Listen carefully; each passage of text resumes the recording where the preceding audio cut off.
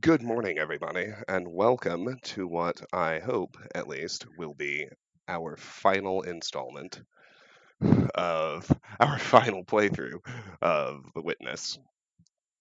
I I'm really enjoying myself. I think I needed and am benefiting from the brain massage that is this game, but we're almost done. We're headed into the mountain.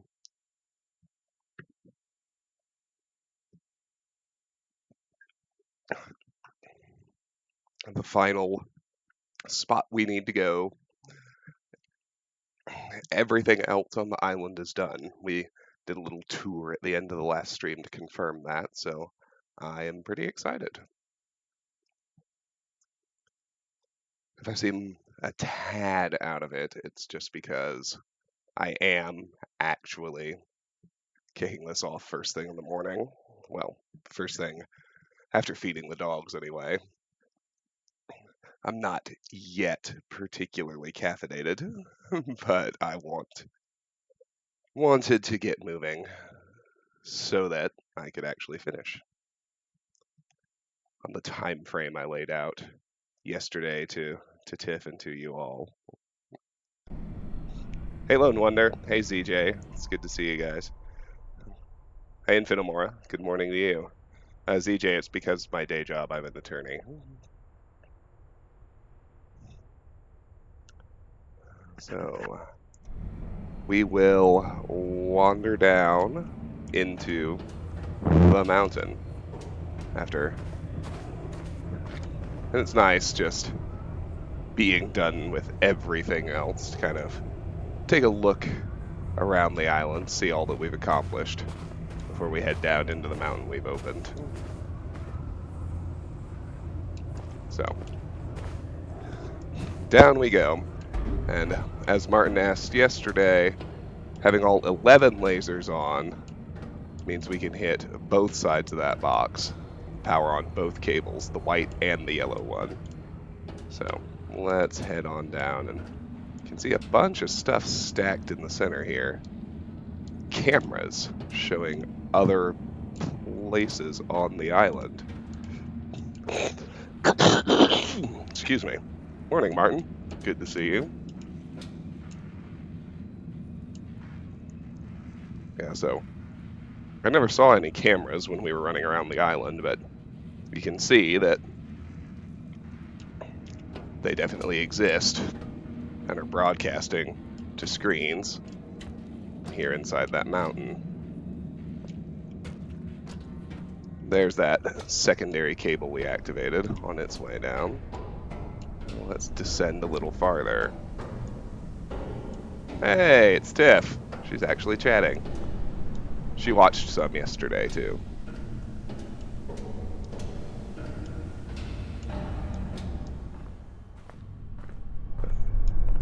Okay. Oh. Big empty space. That stack kind of continues. You can actually see some panels from here. And they're on the sides as well. First things first, though, an audio log. Therefore, I thank you, my God, because you make clear to me that there is no other way of approaching you, except that which to all humans, even to the most learned philosophers, seems wholly inaccessible and impossible. For you have shown me that you cannot be seen elsewhere than where impossibility confronts and obstructs me. O Lord, you, who are the food of the mature, have given me courage to do violence to myself, for impossibility coincides with necessity. And I have discovered that the place where you are found unveiled is girded about with the coincidence of contradictories. This is the wall of paradise, and it is there in paradise that you reside. The wall's gate is guarded by the highest spirit of reason, and unless it is overpowered, the way in will not lie open. Thus, it is on the other side of the coincidence of contradictories that you will be able to be seen, and nowhere on this side. If, therefore, impossibility is necessity in your sight, O Lord, there is nothing which your sight does not see. Nicholas of Cusa, 1453. All right.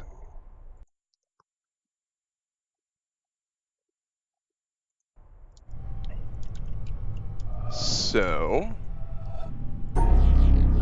in a play on what we've seen earlier in the keep,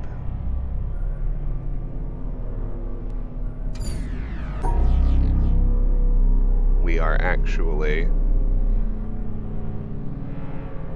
able to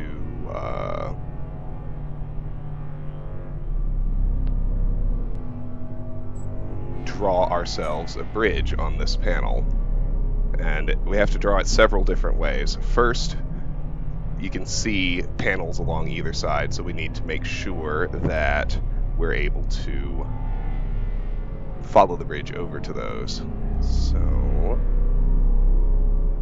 whatever we draw, let me try this.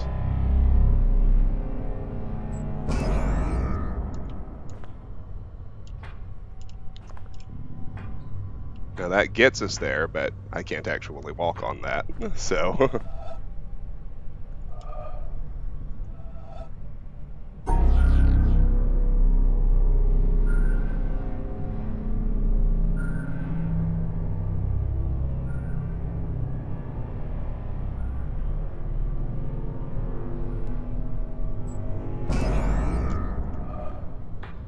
that might do the trick. Let me see.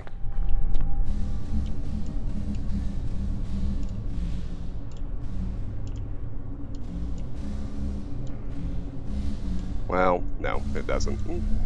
There's a little trial and error with this.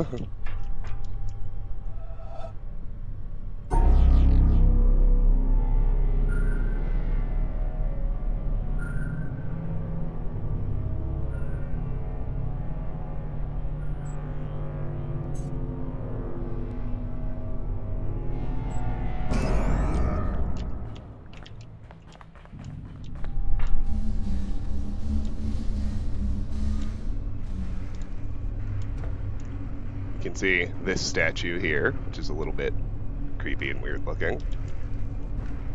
And here's another audio log. The relation between the controller and the controlled is reciprocal. The scientist in the laboratory studying the behavior of a pigeon designs contingencies and observes their effects. His apparatus exerts a conspicuous control on the pigeon, but we must not overlook the control exerted by the pigeon. The behavior of the pigeon has determined the design of the apparatus and the procedures in which it is used. Some such reciprocal control is characteristic of all science. As Francis Bacon put it, nature, to be commanded, must be obeyed. The scientist who designs a cyclotron is under the control of the particles he is studying. The behavior with which a parent controls his child, either aversively or through positive reinforcement, is shaped and maintained by the child's responses. A psychotherapist changes the behavior of his patient in ways which have been shaped and maintained by his success in changing that behavior. A government or religion prescribes and imposes sanctions selected by their effectiveness in controlling citizen or communicant. An employer induces his employees to work industriously and carefully with wage systems determined by their effects on behavior. The classroom practices of the teacher are shaped and maintained by the effects on his students. In a very real sense, then, the slave controls the slave driver, the child, the parent, the patient, the therapist, the citizen, the government, the communicant, the priest, the employee, the employer, and the student, the teacher. B.F. Skinner, 1971. Skinner, the guy who did the Skinner box, who came up with Skinner boxes, makes a return.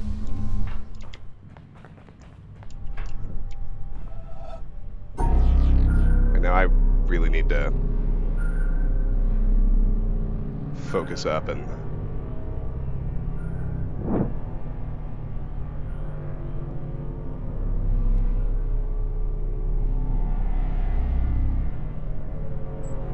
that won't work. work.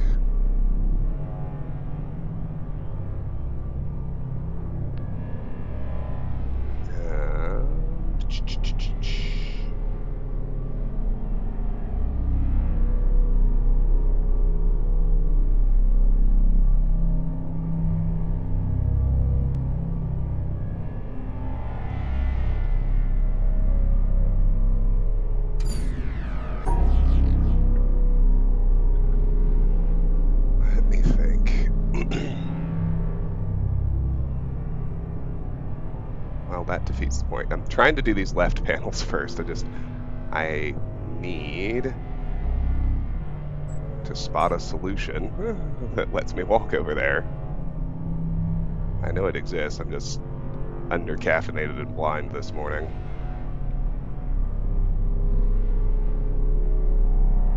Maybe if I go this way first.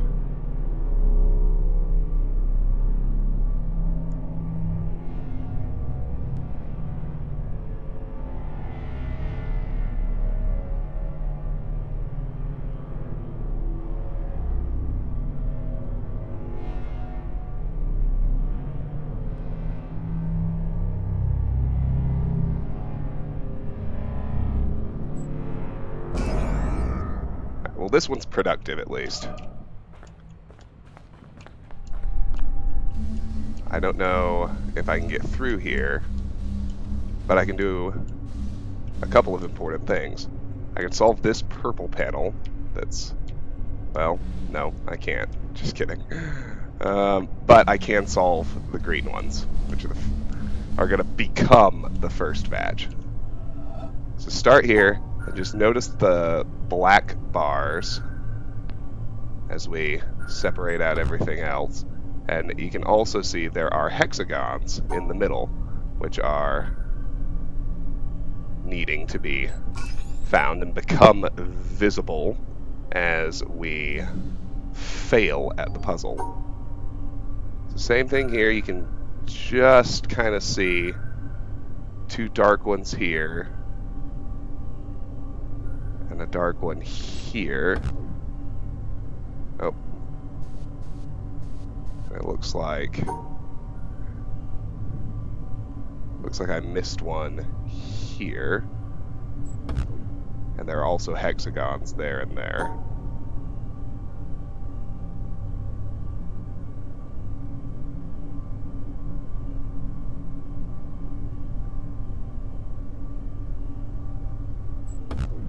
One more.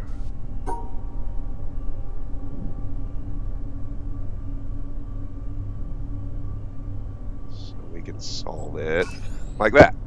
Perfect.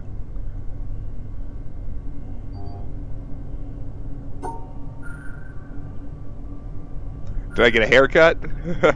No, I just I haven't showered this morning, so this is what my hair looks like without any gel in it. It's good to see you, Tater. How's your morning?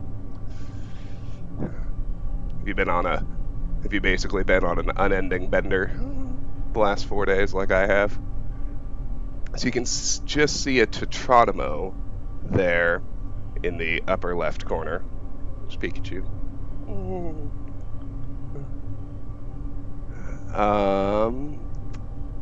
So we'll need it like that. And there's just one other color to separate out down here. So we do it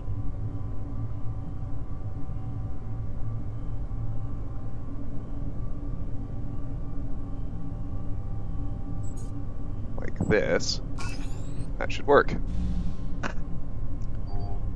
So you can see this one is kind of alternating between black and white, which makes it tougher to see, but you can see the colors here when it's dark.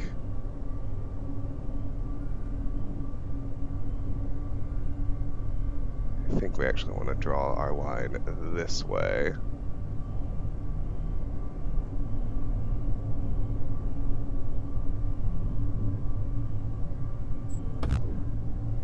And there's a hexagon there in the upper left that we also need to hit.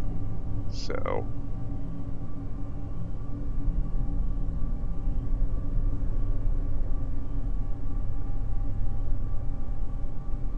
interesting, actually.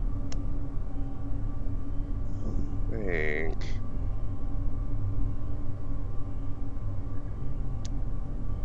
how do I draw this one? That's gonna mess. There's a hexagon here too. Let me think.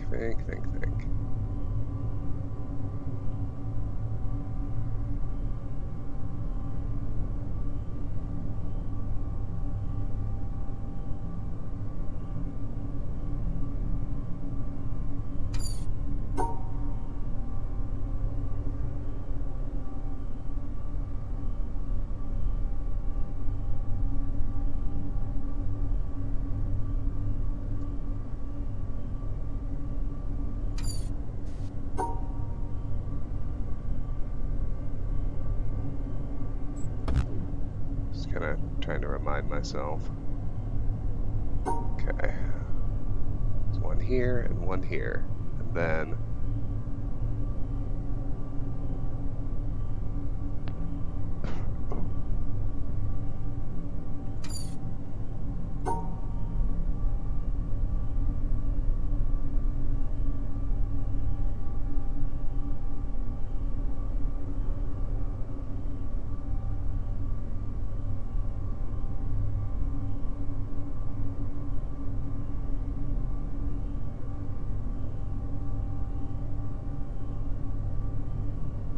there's a solution to this.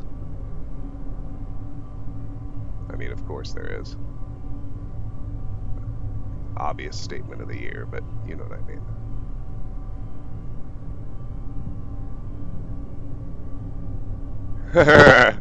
With your mouse. Well, thanks, Tater. I appreciate that. It's very helpful. Yes.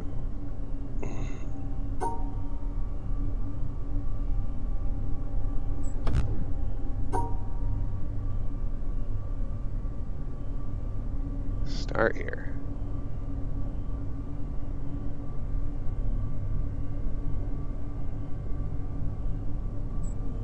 That's not gonna work.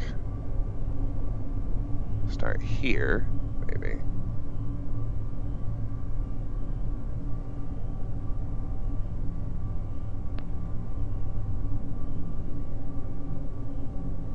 That's not gonna work either.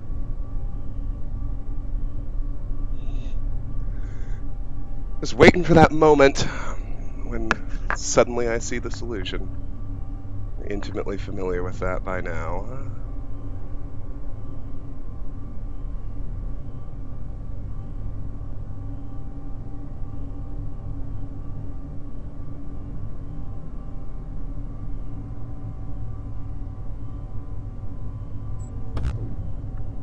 Just leaves that one. Problem child.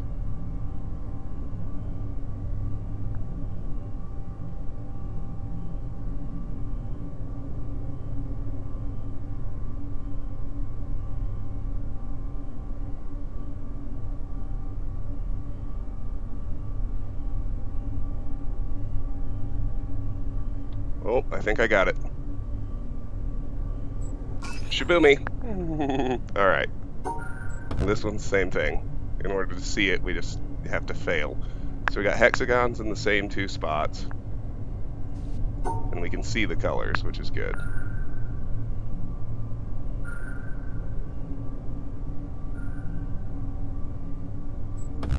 I think...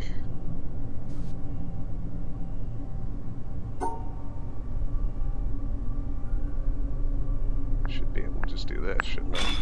There! Alright. Oof!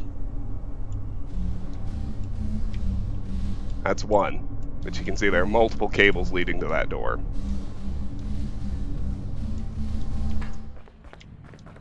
So we gotta go back to this one. Draw something fresh.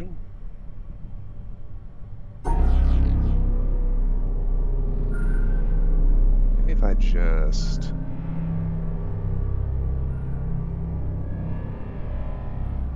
plot that one out. Like so. Yeah! Alright. My brain's kicking on. It's starting to work. Alright, so now we can do this orange bank of panels.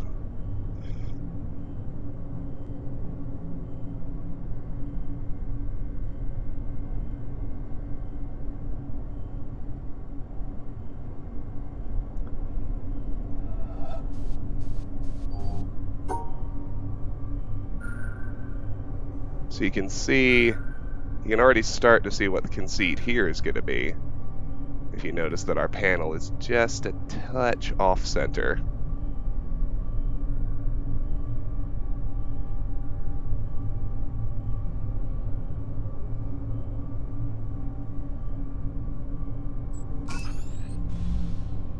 That continues here.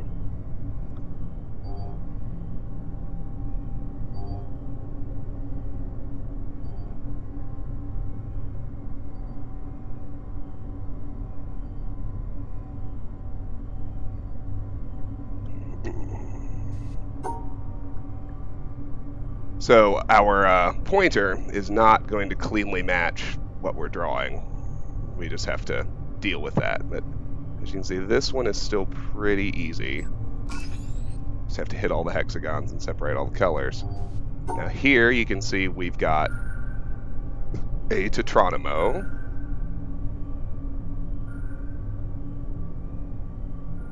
And one hexagon.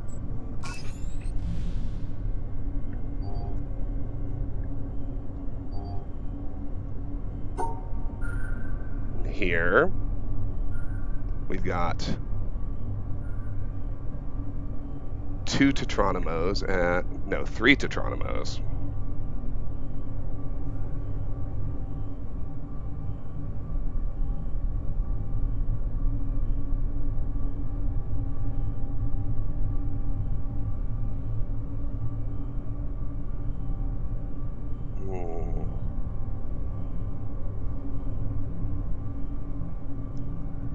So we can rotate that one like so.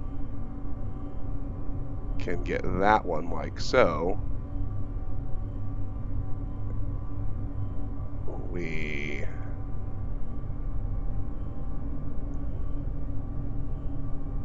could get this one like so. I just need to draw the line differently. So let's try it like this.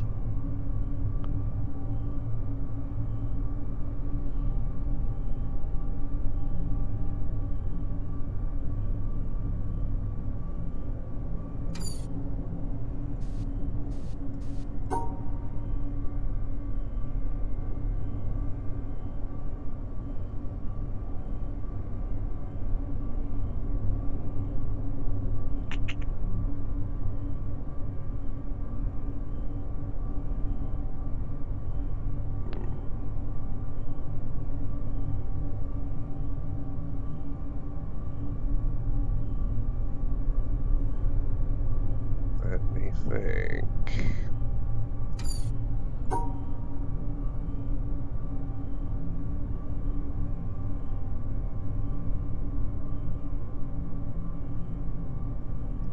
Could also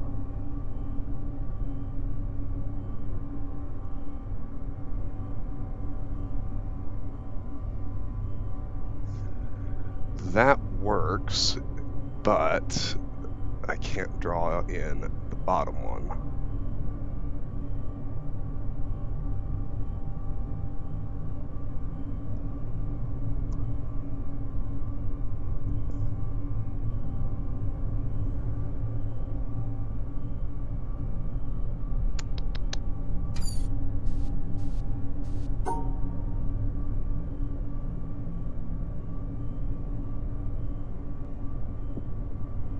If I do it like this, then I can draw it in that way. Perfect.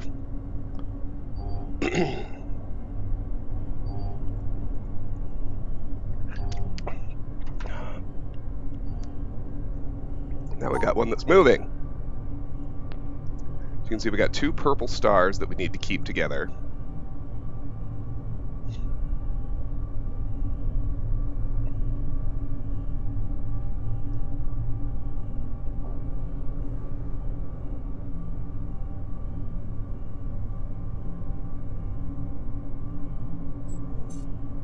Almost.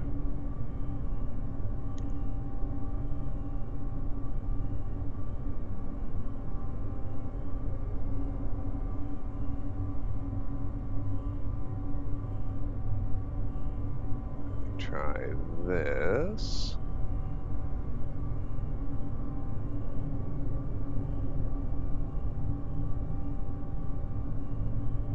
No. That's not gonna work.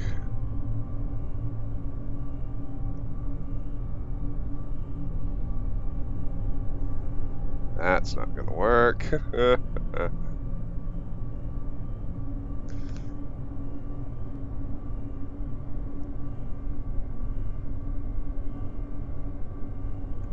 That's not gonna work because it splits out the stars.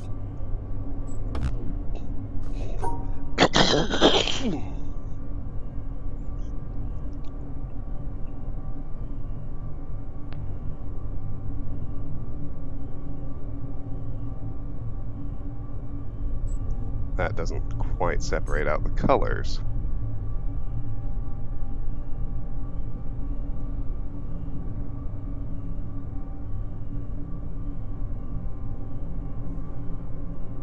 This is it. Bam. Alright, so we got a hexagon and 2 Tetronymos. What do you reckon this one's gonna do? Because you know it's gonna fuck with us somehow. They all have been since we got in the mountain. It's moving. Okay. Well, that's fine. We just need to draw a line that gets our Tetronymos.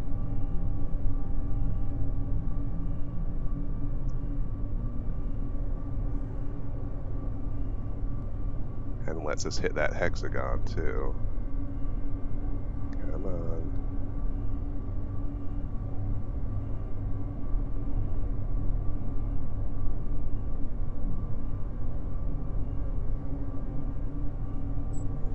Bam!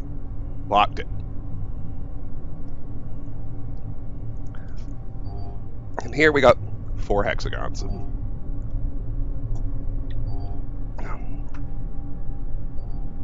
Yeah, this one's gonna wig out on us too.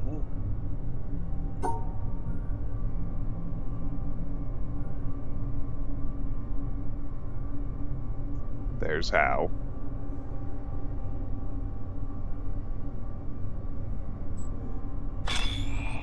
And we got it. It's 2 nicely lit cables.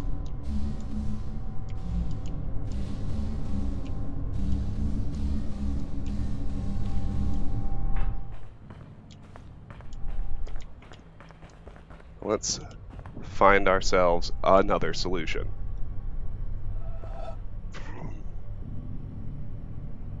Next, we want to be able to get into that little workshop.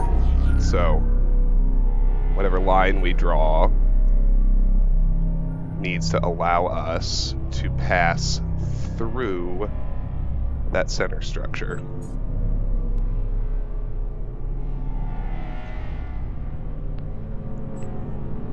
Which I don't think that accomplishes. As you see, the way through that thing is to enter it there on the left and then go out the back.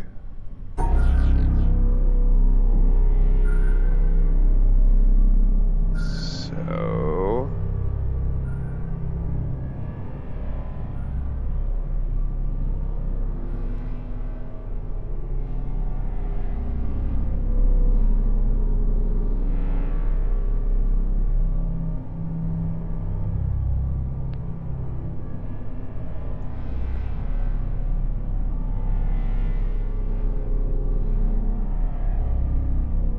do that.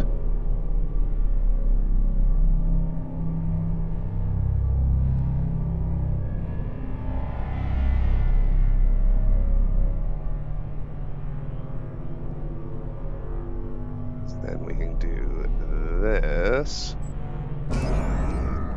Now I don't I still don't think that's going to let me through, but what it will let me do is solve the panels that are inside the thing. So here's the first one. So you can see, you kind of have to look really closely. You can see we've got 2 Tetronimos and 2 colors to separate. So it's actually a pretty simple line.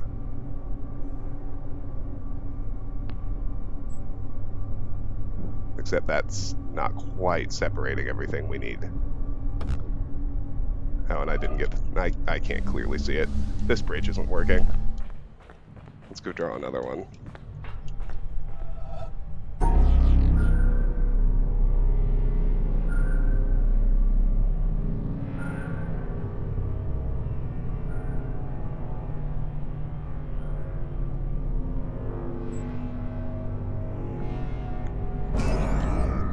Okay.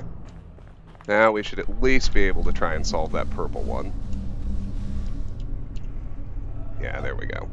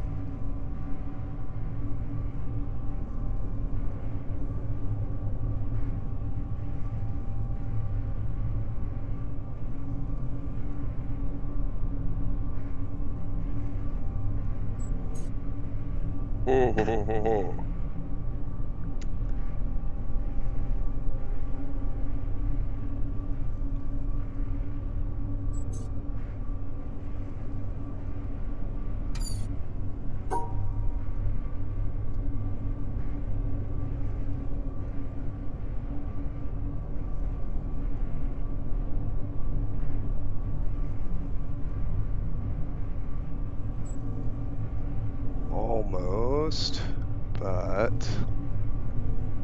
not quite.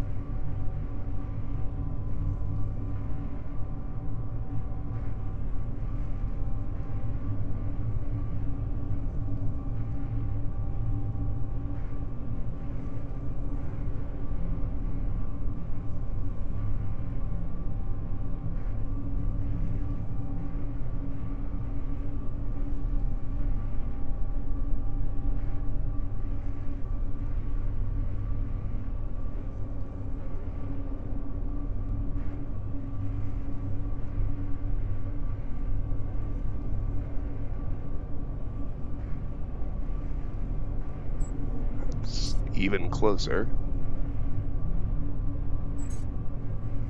It's still not gonna work. Then I can go like this.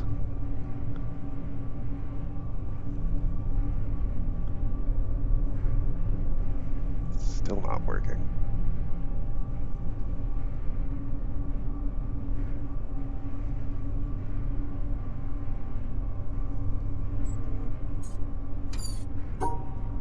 I'll spot it eventually. I always do. Ugh, gosh.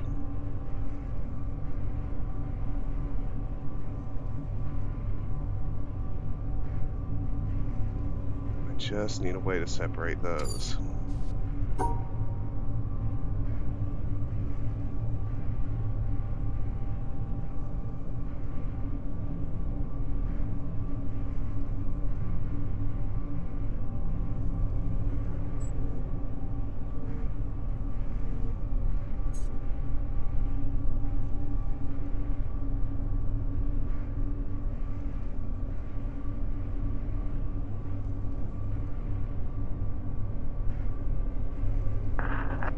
Yikes. Come on now. Come on, Travis. Spot it! Start getting angry at yourself.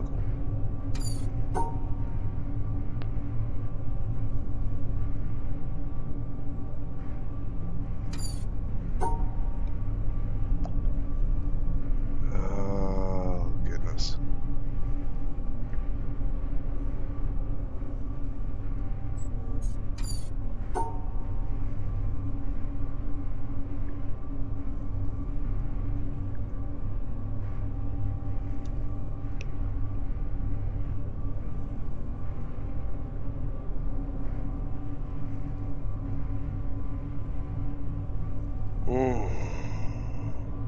Man, oh man alive.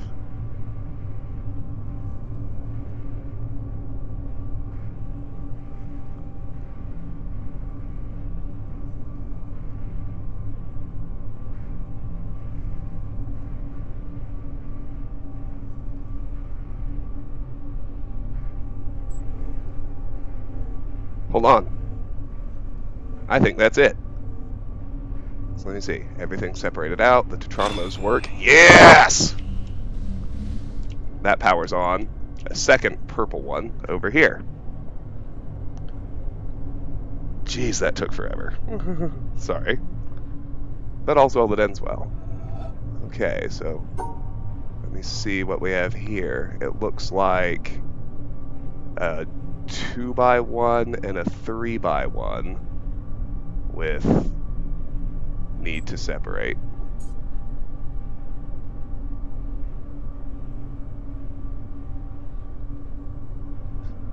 That actually shouldn't be hard. So I should just be able to combine those two. Okay, I'm wrong about what the Tetronimos are, apparently. Oh, I inverted it. That was silly.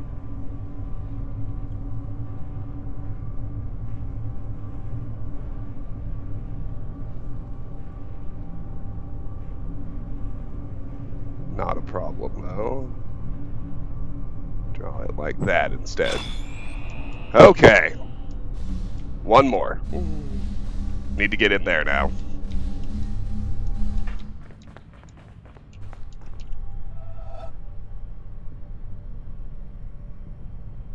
Thanks, Tiff. Tiffany brought me coffee. That was sweet. Okay.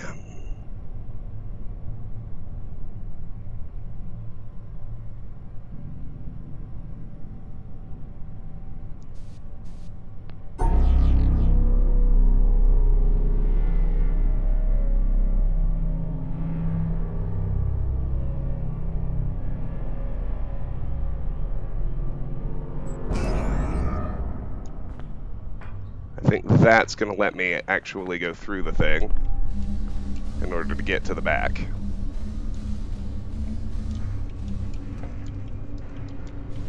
Yes, okay. Well, there's an audio log in here. But this is kind of a cool little spot, too.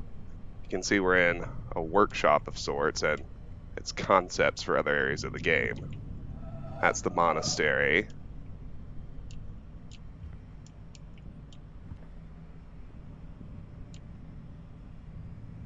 You can see both drawings and what looks like models of it. Let's play the log.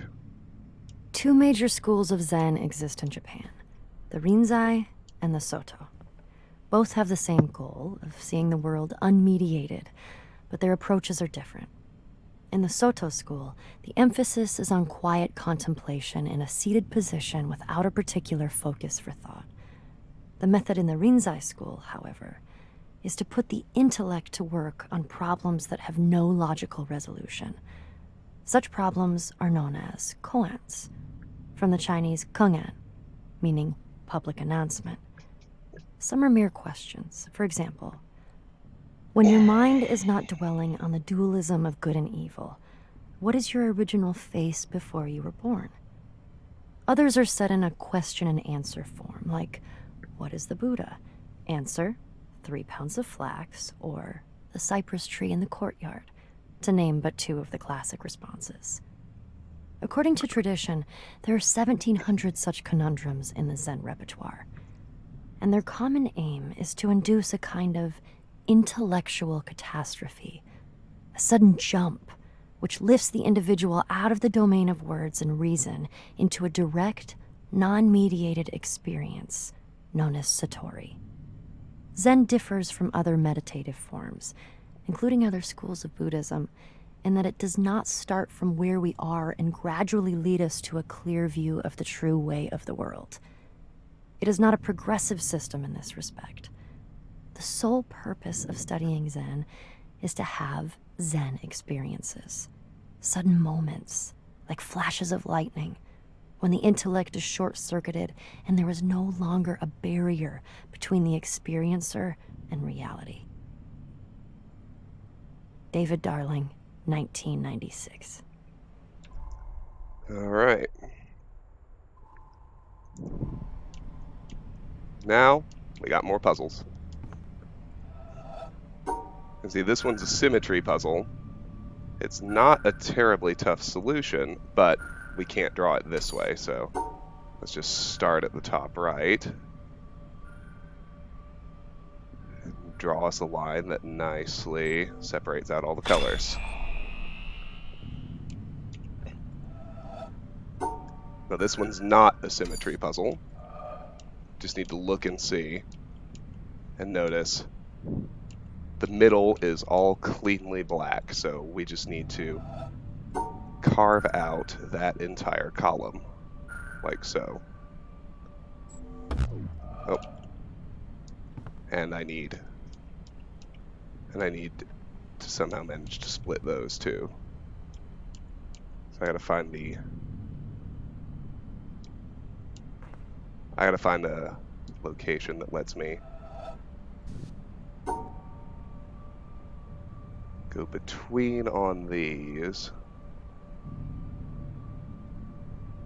and still make it out the exit, like so.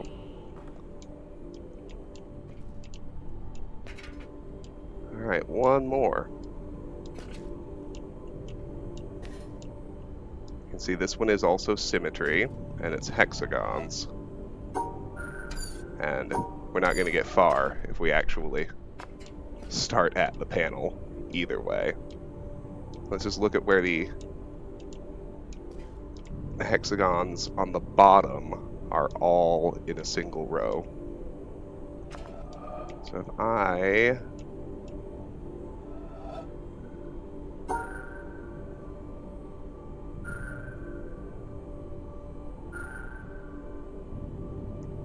could just get the perspective to draw that line.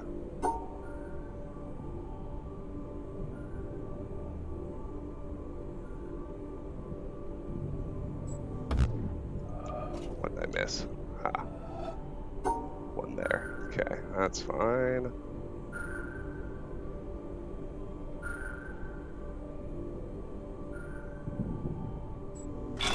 There, got it. Okay, with all 4 of those cables lit, we finally opened the door. So now the last thing is to draw one last path that allows us to walk to that exit. Fortunately, that's pretty easy.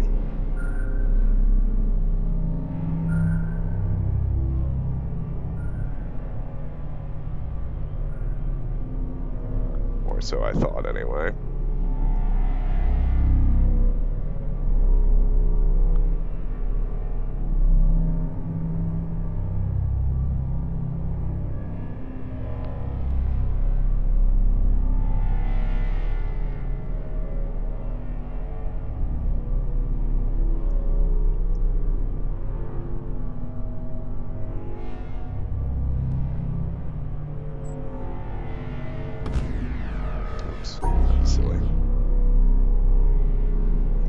silly.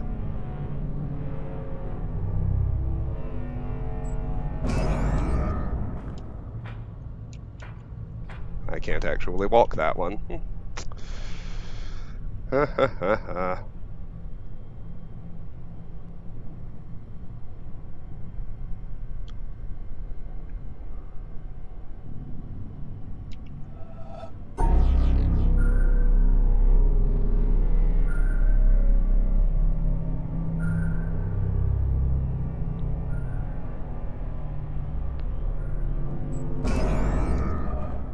That should let me out.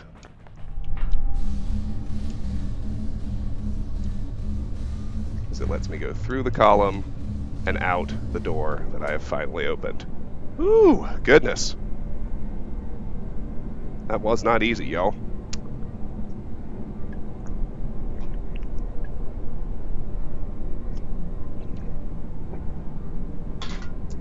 Don't start thinking we're done. We're not.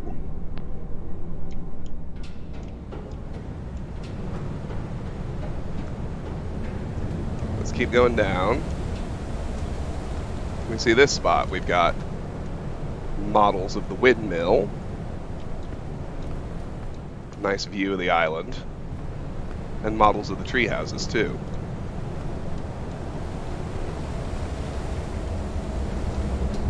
I think I might have missed something up here.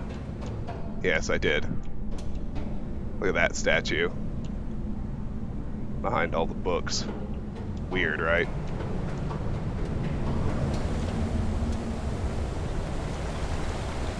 You can see our yellow cable from having 11 lasers. It's still descending as well.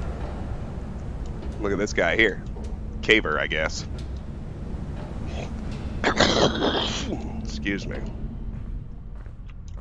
Okay. First thing. Look up at the bridge we drew.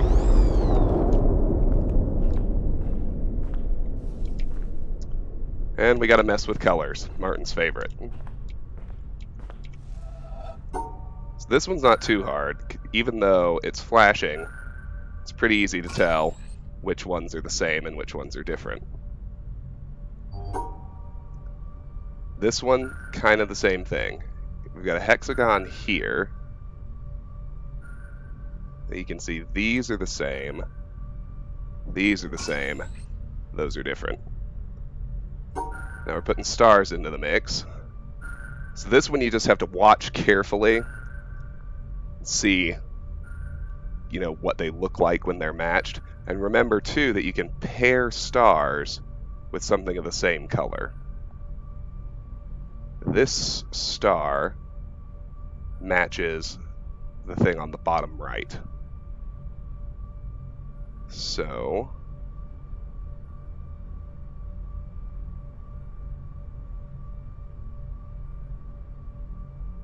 I need to draw a line. And actually,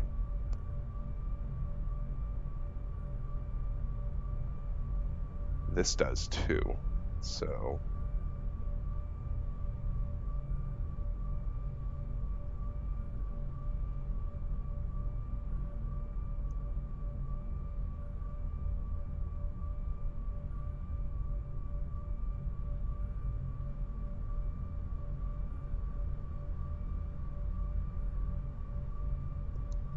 that.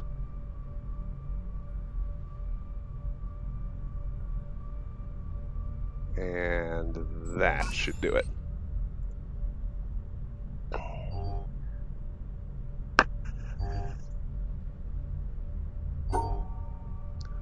So here we got a Tetronimo. It has a color too.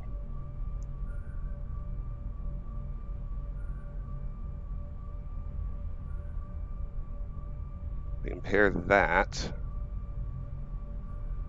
with this star.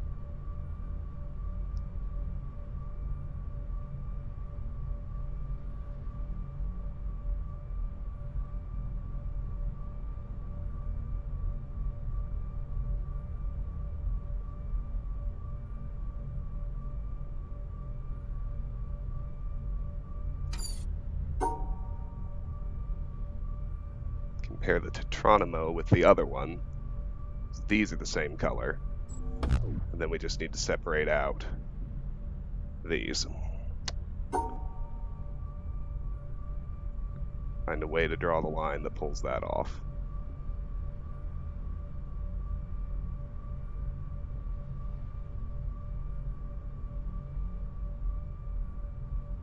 I think this will do it. Okay. Whew, next. So this one you can actually just kind of stare at for a while. It's only colors. Because eventually you hit this little window where everything's the same. So you can see we've basically just got 3 colors, different colors we need to separate out. And this line does that. And lowers the staircase. Oh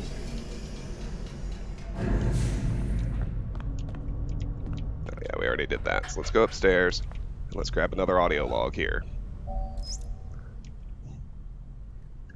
You see, a motif is this. He put his hands together, drew them apart, the 10 fingers open, then slowly, very slowly, brought them together again, clasped them, squeezed them tightly, meshing them. That's what one should try to achieve. If one hand is held too high or too low, it won't work. Not a single link should be too slack, leaving a hole through which the emotion, the light, the truth can escape. You must understand that I work on the whole canvas, on everything at once. With one impulse, with undivided faith, I approach all the scattered bits and pieces. Everything we see falls apart, vanishes, doesn't it? Nature is always the same, but nothing in her that appears to us lasts. Our art must render the thrill of her permanence along with her elements, the appearance of all her changes. It must give us a taste of her eternity. What is there underneath? Maybe nothing. Maybe everything. Everything, you understand? So I bring together her wandering hands. I take something at right, something at left, here, there, everywhere. Her tones, her colors, her nuances. I set them down, I bring them together. Hey, Lost. Lines, Alex, how are you? Objects, rocks, trees, without my planning. They take on volume, value. If these volumes, these values, correspond on my canvas, in my sensibility, to the planes, to the spots which are there before our eyes, then my canvas has brought its hands together.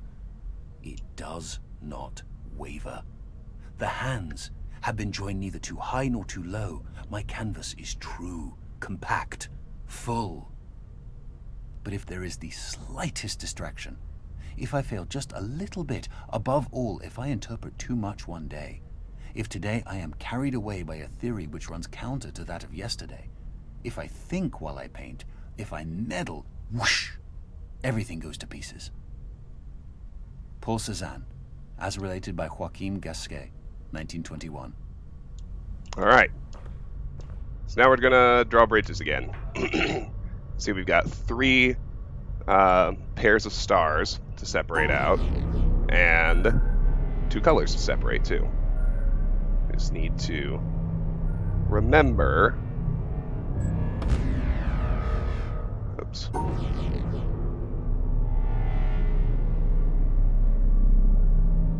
And we can't apparently mess with that.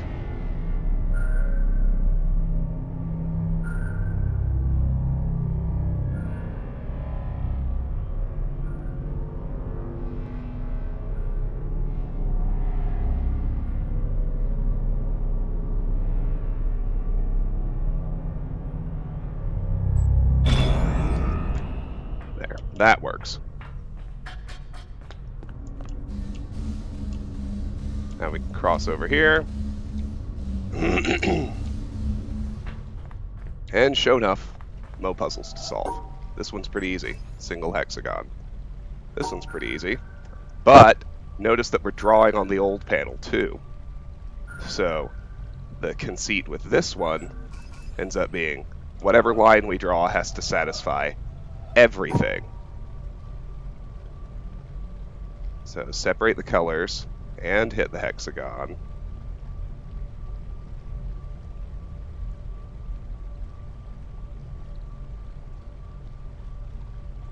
We can't rotate this one.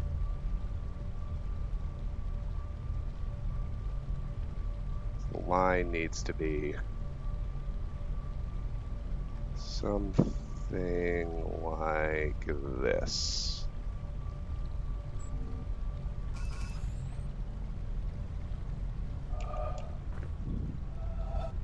Now we've added stars. So we can't do this anymore because that pulls out the purple star. So I have to draw something else. Now this would...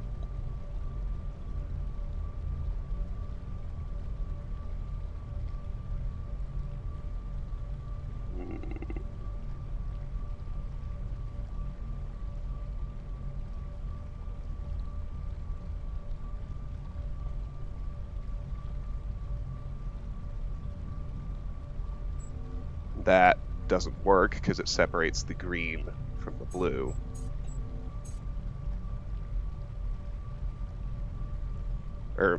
No, it separates the greens.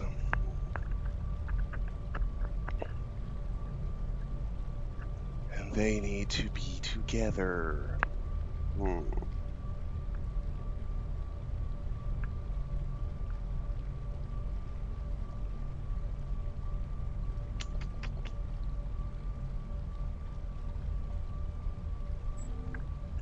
Same problem here.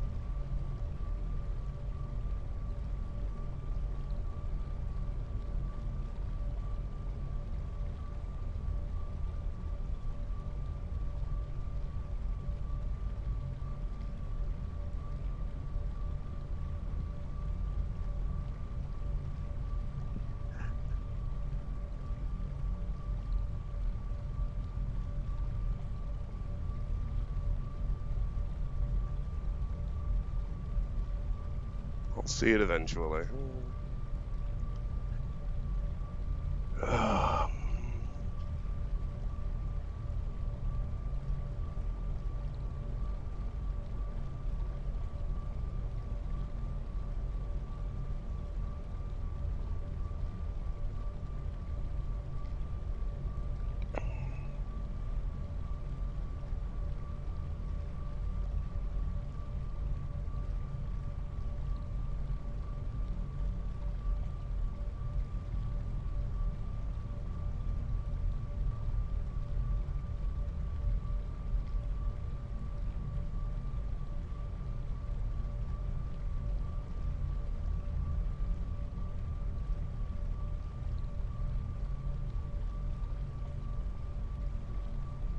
Gosh.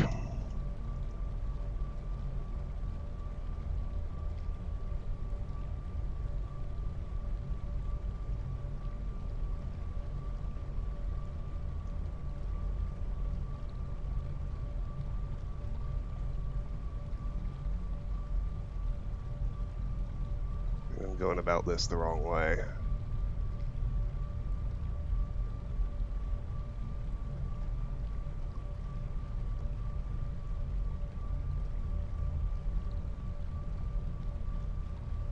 Because I don't have to separate the pink and the blue.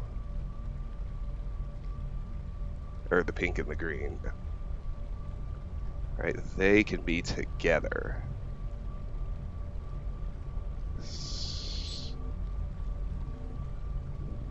That will work.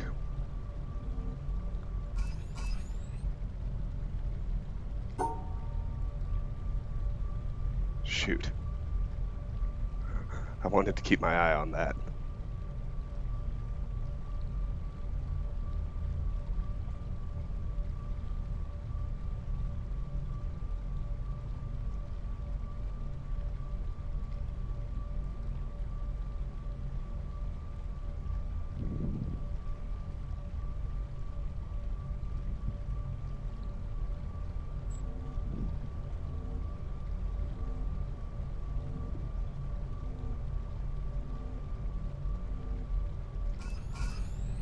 That works for those as well.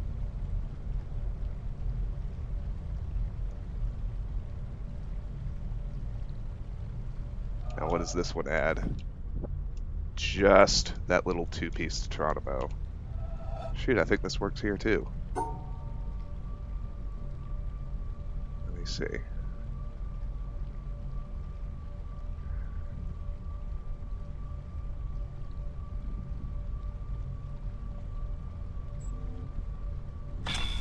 Yeah, boy!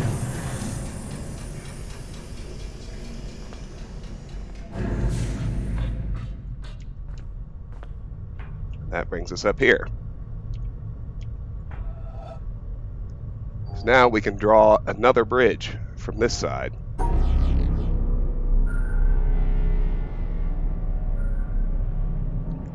It's not going to work for now. So we need to cross back and draw a different one.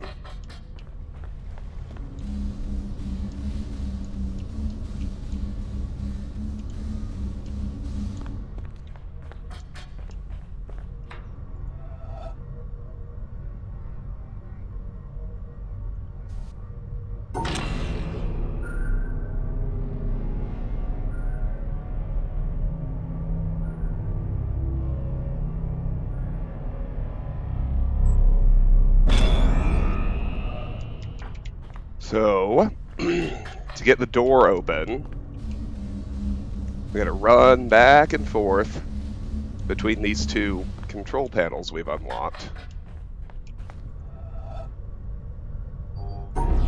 Because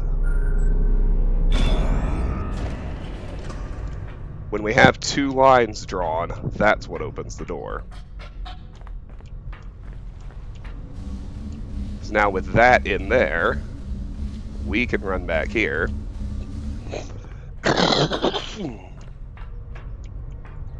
We can take advantage of that, draw a different line here.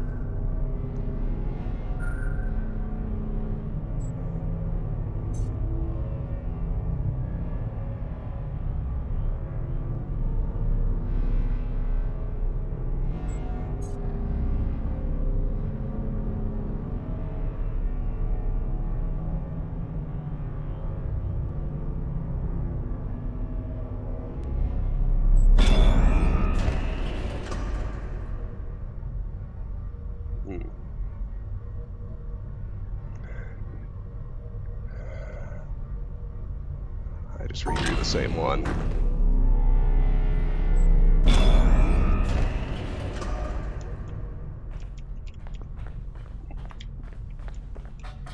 So, we draw that one. Now, head back over here again.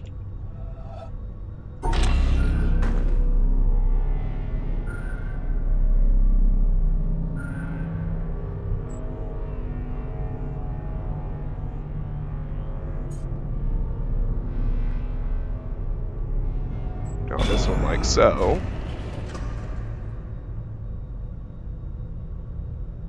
I want to do that.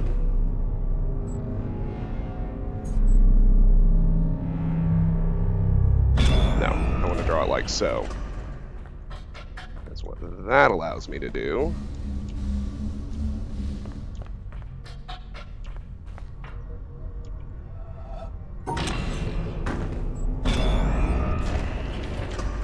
Is draw this and finally walk out the door.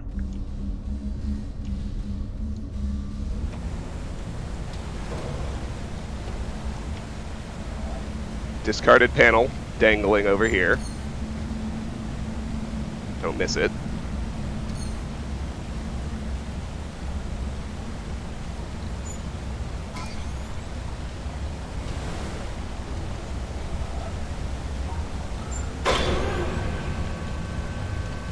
let's ride the elevator down.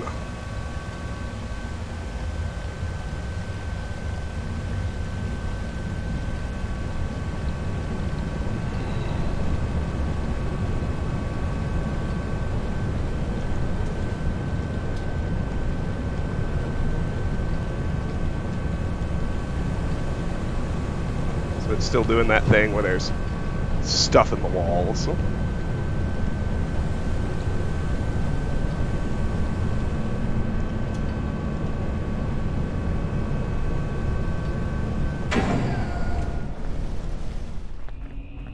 We're here at the bottom level, but we got something to do.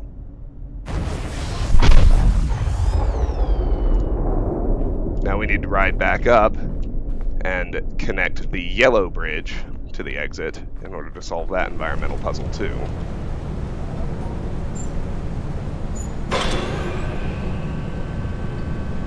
Ooh.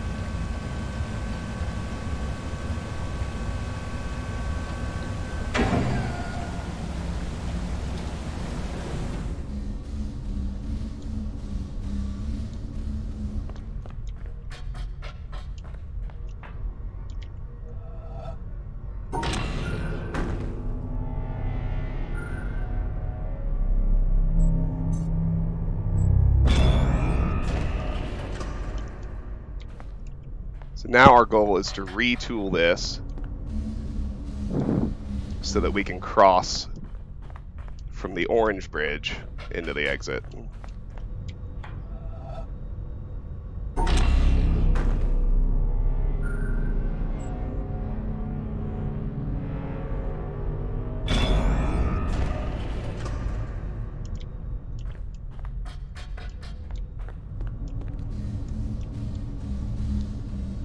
It's Green Mountain. We just use a Keurig. Coffee-wise.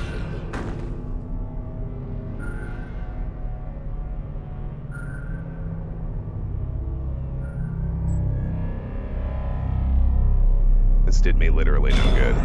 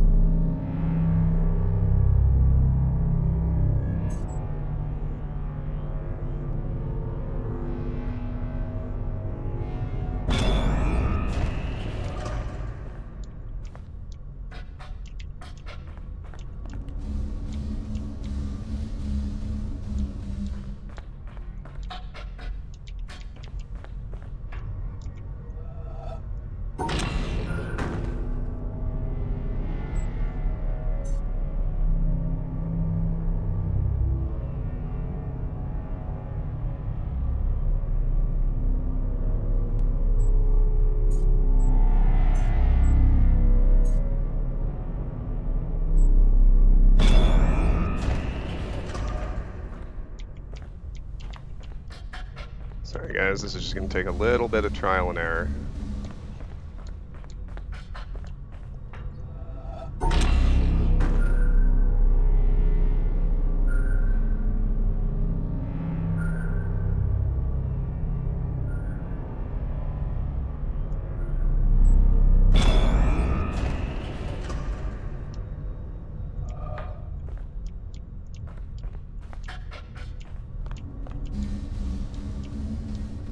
I think this is close.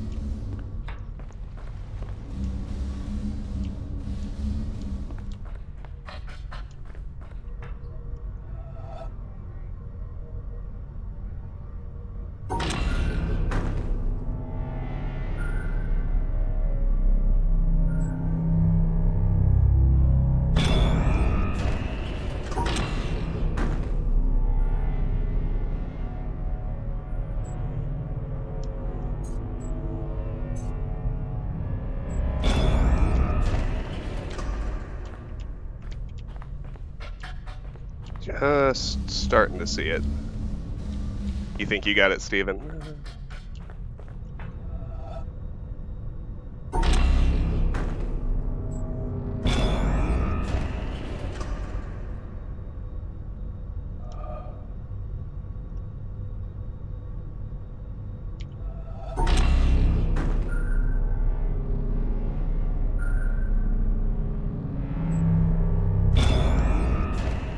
I think I'm close, but I need to redraw.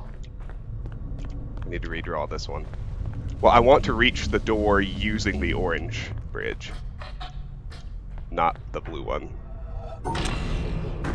It's a key distinction, but let me...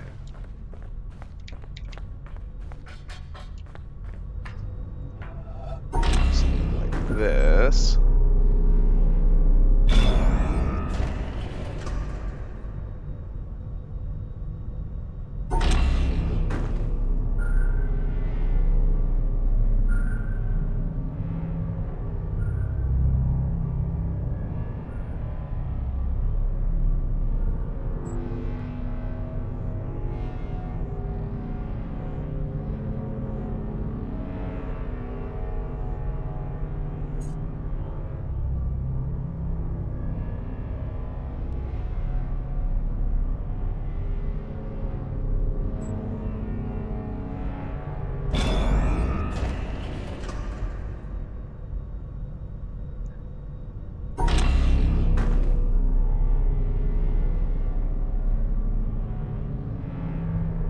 There. Now those are all walled off. And I can cross here on the orange.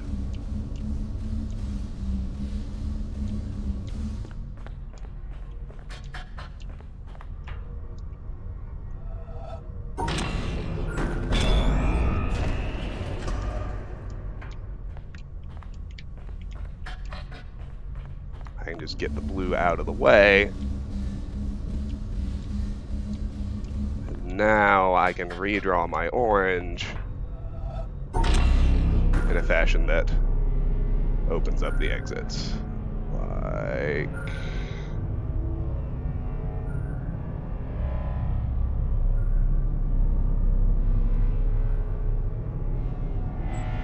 so.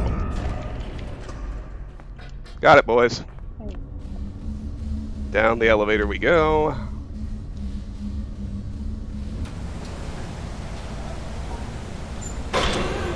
Woof.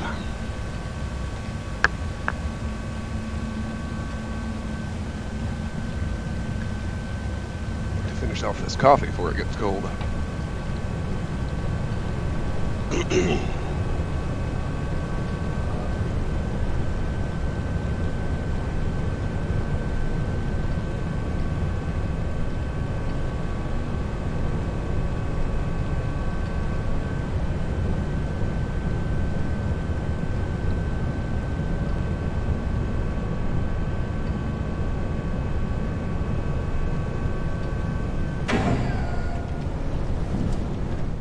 The reason we did that whole rigmarole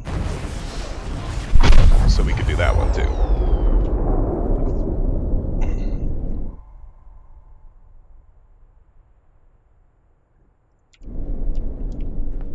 Okay, we have an audio log here for our listening pleasure.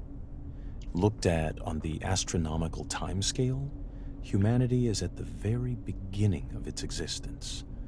A newborn babe, with all the unexplored potentialities of babyhood. And until the last few moments, its interest has been centered absolutely and exclusively on its cradle and feeding bottle. It has just become conscious of the vast world existing outside itself and its cradle. It is learning to focus its eyes on distant objects, and its awakening brain is beginning to wonder, in a vague, dreamy way, what they are and what purpose they serve. Its interest in this external world is not much developed yet, so that the main part of its faculties is still engrossed with the cradle and feeding bottle, but a little corner of its brain is beginning to wonder. James Jeans, 1928. Alrighty. So now we've got puzzles in the floor. And they've got the cancel symbol. So that's pretty easy.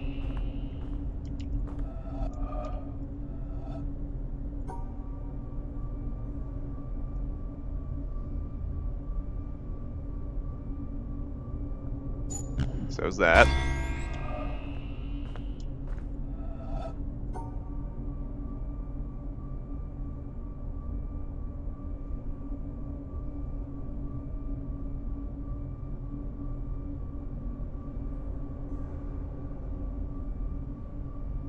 So's that. If you're thinking, this can't be the real puzzle, you're right. Just wait. And that.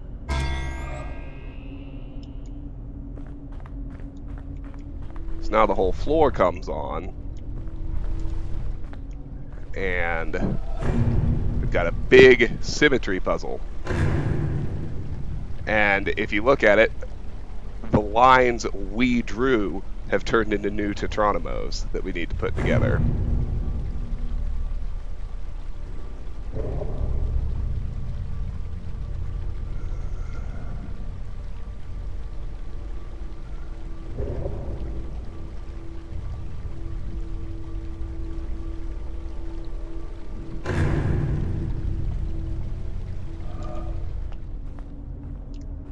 So whatever I draw, I need to make sure I can make it nice and symmetrical.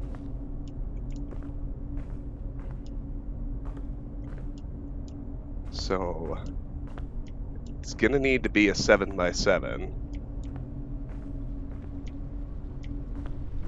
That's the only way I can match these up.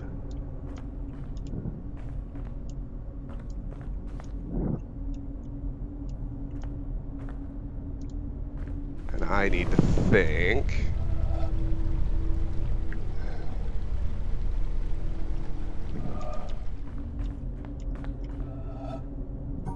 So we can change it too, in order to get better matches.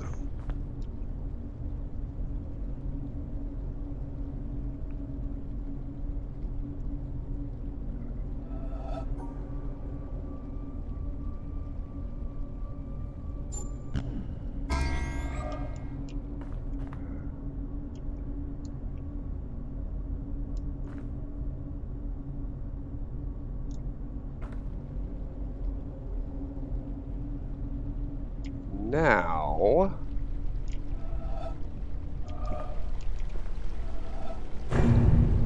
think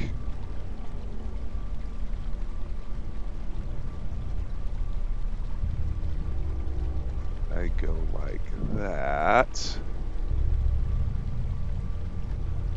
I think it actually works. Yeah, because so here we did the 4 block right here and the 3 block here. See? And over here, flip that one to get here, and then stack that one there. And it works, and the door's open.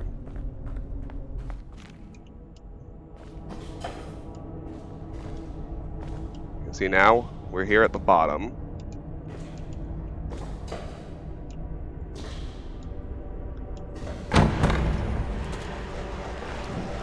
This puzzle is randomized and timed. Fortunately, it's not too hard. Step on the pressure plate and solve them. This is our secret reward for getting all 11 of the lasers. So we're here. I'm going to solve the rest of the main puzzles first. So now we've got a puzzle on this column. This first one is just a bunch of hexagons. Seen that before. Pretty easy. Here, we've got stars to split.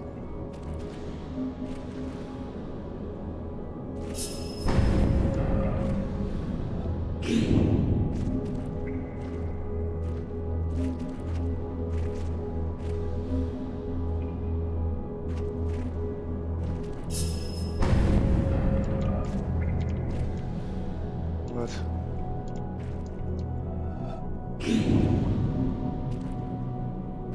I'm obviously messing something up.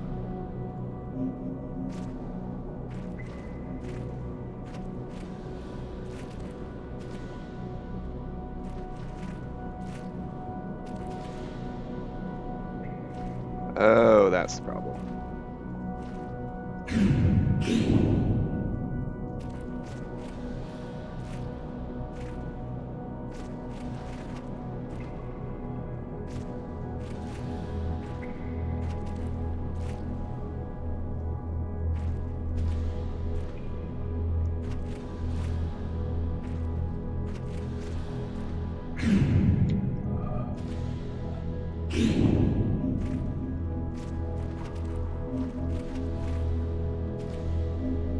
Come on, Travis.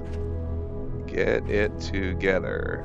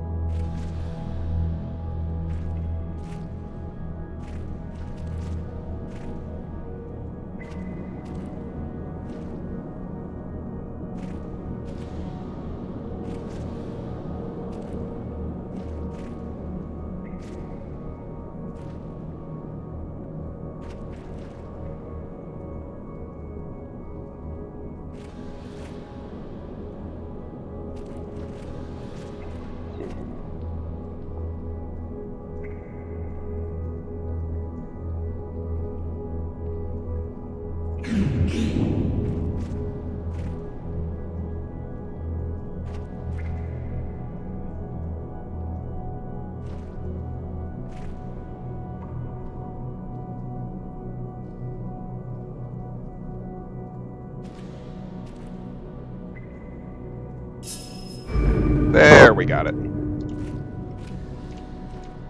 6 more of these. It looks like they're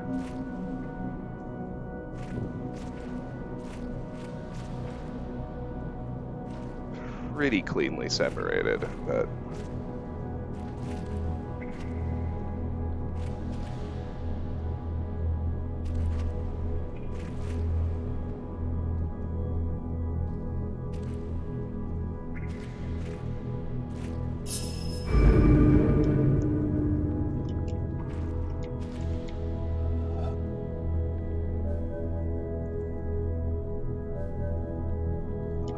let's look at everything. Okay, I just got 3 hexagons and I gotta keep my stars together. It's not gonna be as simple as it sounds, I'm sure.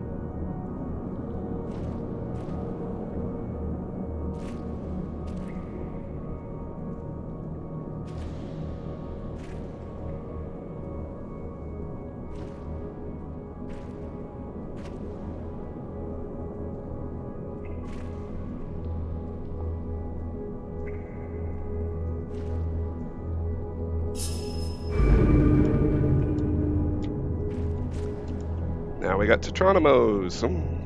How many? Just 2.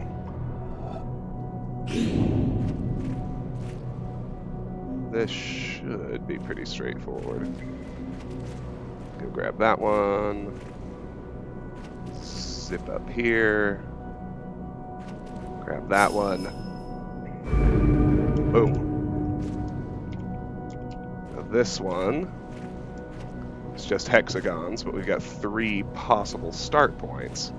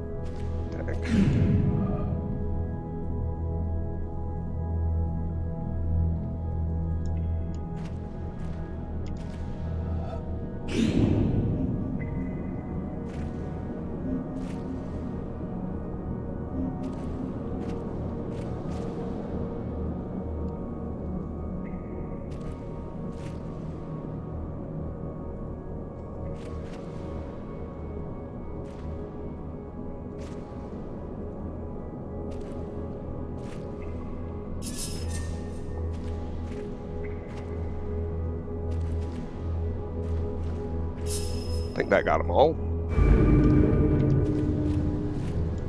All right. Yeah, music's trippy, huh? So we got stars and colors. But surprise, it's a symmetry puzzle.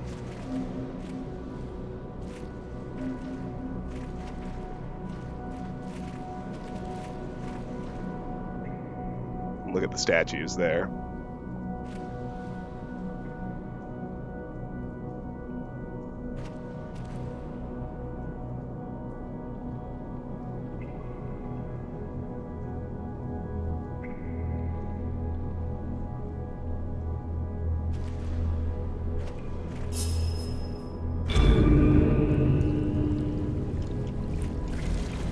So you can see the statues here. And this will take us to the normal ending. Let's solve this other puzzle first. Let's check our total too. 442, 129, and 4. We've got 6 environmental puzzles left and less than 100 panels, which is exciting stuff.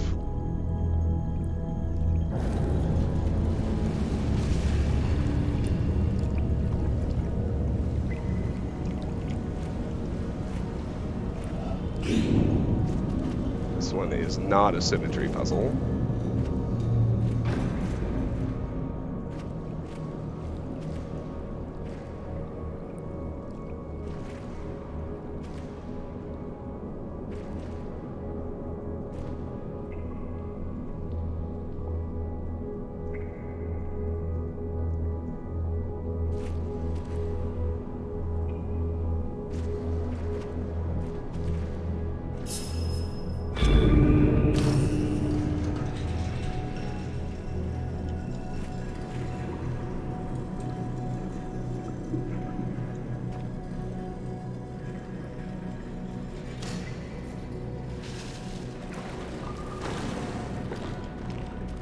Alright, so that little elevator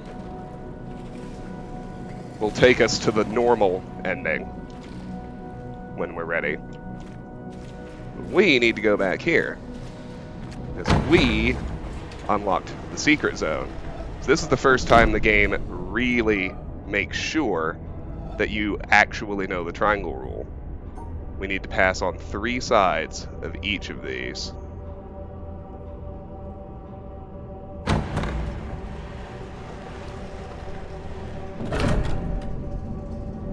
Like so.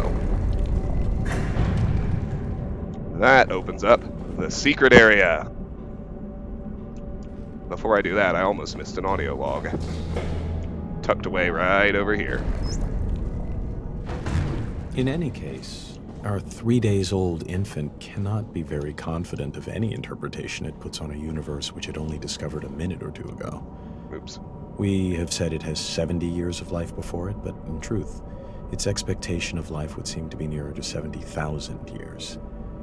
It may be puzzled, distressed, and often irritated at the apparent meaninglessness and incomprehensibility of the world to which it has suddenly wakened up.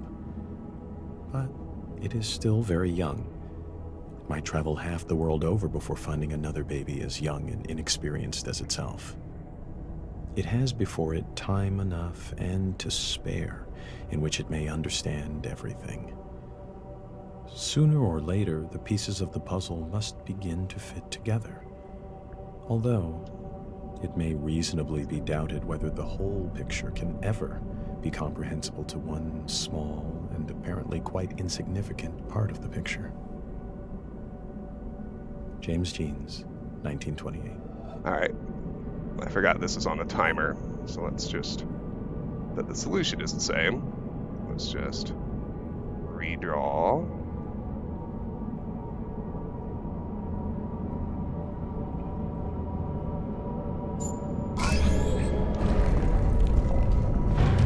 And nip through here. Now that opens it, and you can see, ooh, secret spots.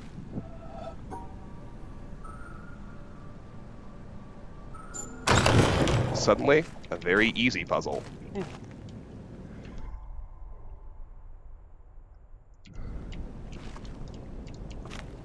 So we're in the secret caves now. The challenge is here too.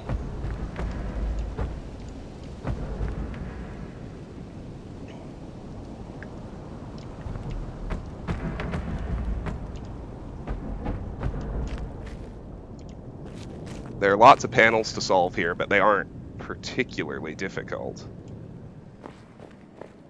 There are also several new audio logs down here. God bade me behold the sea, and I saw the ships sinking and the planks floating. Then the planks too were submerged.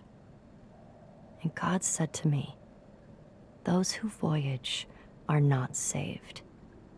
And he said to me, "Those who, instead of voyaging, cast themselves into the sea, take a risk." So you might remember, we've heard this recording before up in the treehouse area, but it was the weird one where at the end we heard the voice like take a deep breath and say, "What?"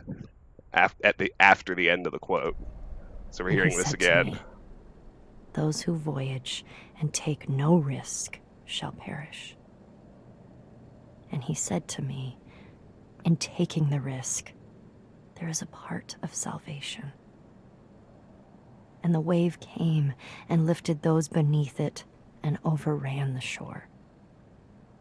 And he said to me, "The surface of the sea is a gleam that cannot be reached, and the bottom is a darkness impenetrable. And between the two are great fishes, which are to be feared." Nefari, circa 970.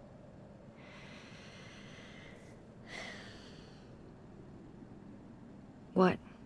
I'm going to the store. Do you want a sandwich or something? You've been standing there for like an hour. I didn't want to interrupt.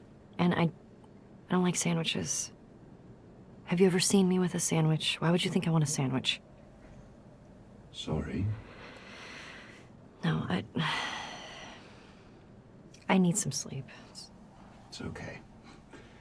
We're all working hard. I just want to read it right. We're going to be hearing this a lot of times. Every little thing matters because it gets so multiplied. It's good. It's already good. Thanks.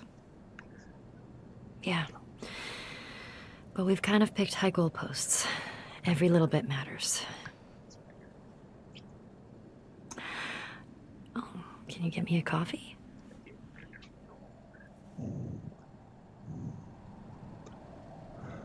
Can you get me a coffee? Yeah, so it's starting to get trippy.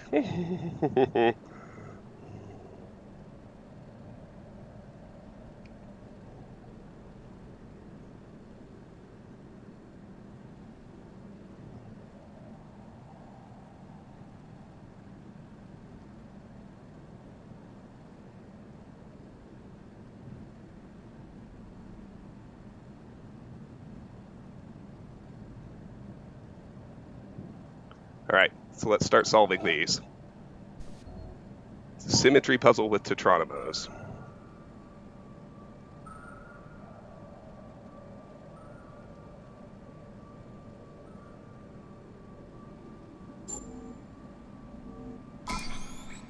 See, that works. That connects everything.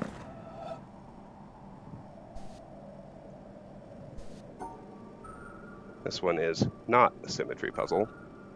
So we can connect those like so. And you can pretty quickly get the gist. It's going to be connecting things in different ways.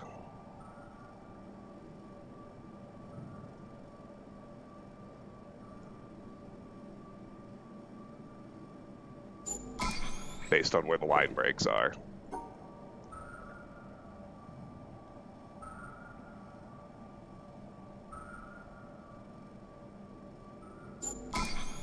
That one's pretty basic. You can see it.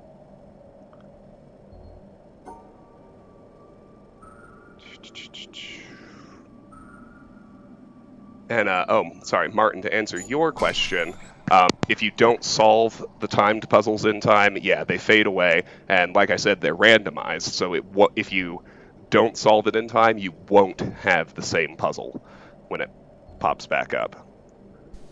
So you can't just look at it over and over again to make it work, you know. Oops. There we go. That's that set.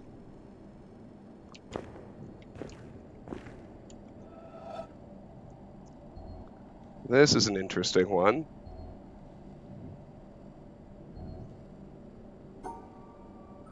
The thing to understand about these is that they're 2 apart. So what we're doing, not 3 apart. So what we're essentially doing is offsetting them 1 and 2, 1 and 2, and then putting that 3 bar in the middle.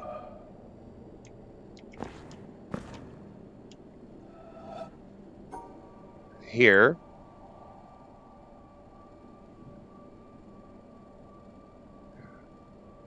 we need to connect them all in a 6 box. I think it's pretty simple, just like that. Now we got more over here. Symmetry again. That one's pretty straightforward. Oh, oops. Not as straightforward as it looked.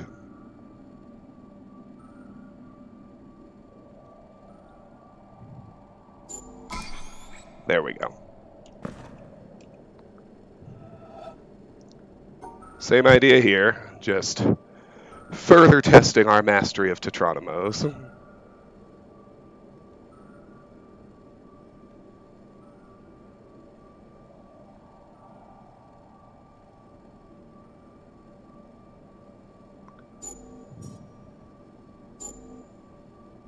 So just count squares here. 1, 2, 3, 4, 5, 6, 7, 8, 9, 10, 11, 12.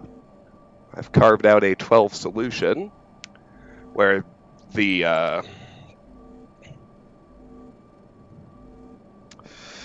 top left shape exists in the top right 5. The bottom right shape exists up at the top left. And then the other 3 are being used to connect it down there. So this is the same conceit as the other one. We're just going to have to successfully draw different solutions based on where the breaks in the lines are.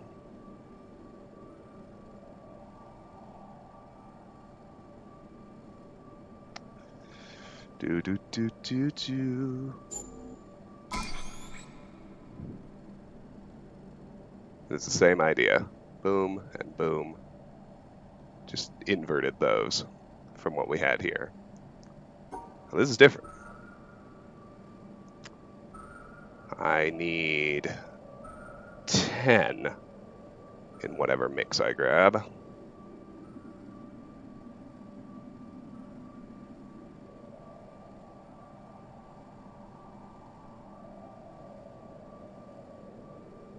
It's the only way I see to do it, and it worked.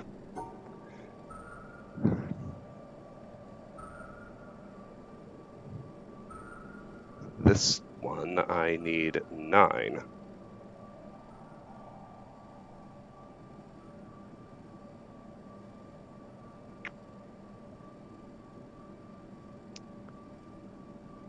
No, I'm sorry, 10.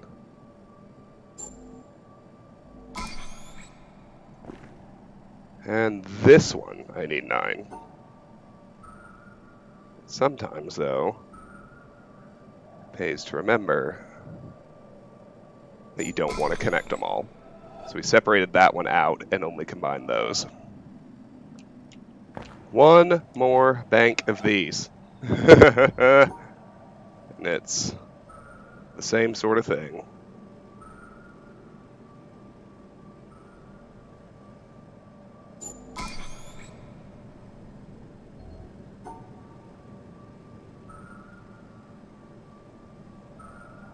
Based on where the line breaks are, you have to connect them in different ways.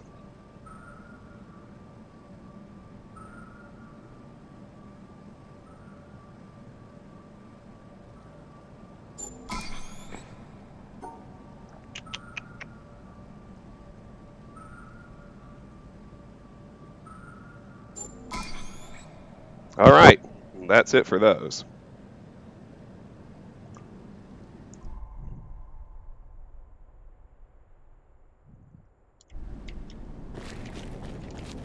Let's head up these stairs. Let's see how we're doing. 463. So we've got 61 puzzles left.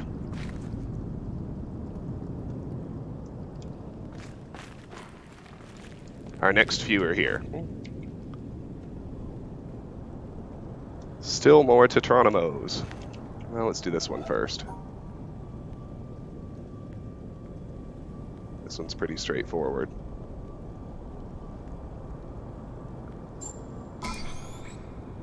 Compared to lots of things we've seen. This one is as well. We got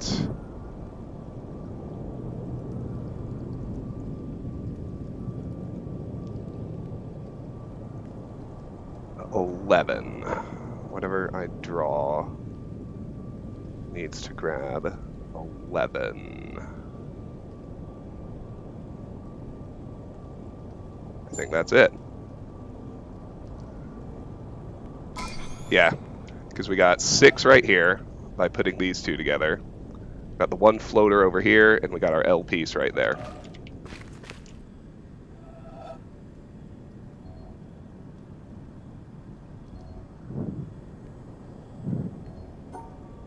You can tell that these are all the same color. And then you kind of just have to trust your vision as the band changes. But as long as you don't fixate on the entire panel and you just kind of pay attention to what's close to each other, you can see how to separate things out. All right, so we got a canceller here.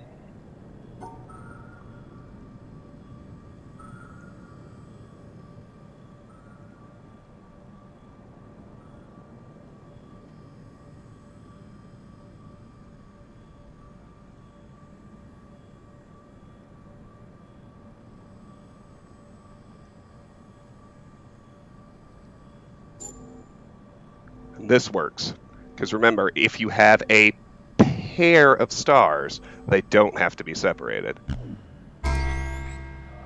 So there you go. We've got still more puzzles here on the floor around these columns. So we got 3 Tetronimos.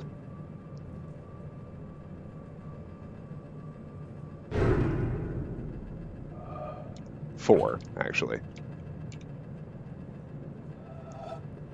I need to carve out 12, which, if you think of it that way, the solution is actually pretty easy.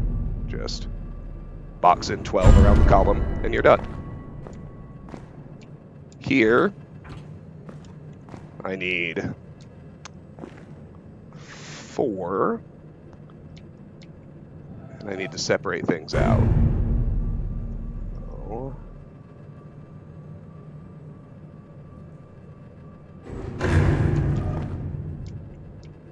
Why didn't it like that? Oh. Duh.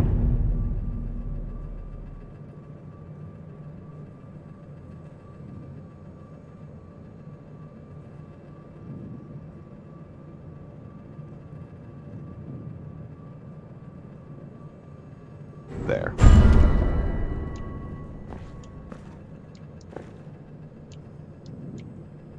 This one's pretty straightforward. Just gotta separate everything out. And this one's pretty straightforward too.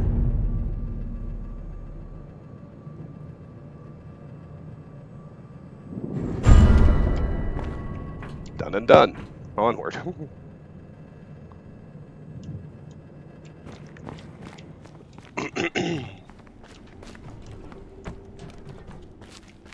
I got stairs going further up.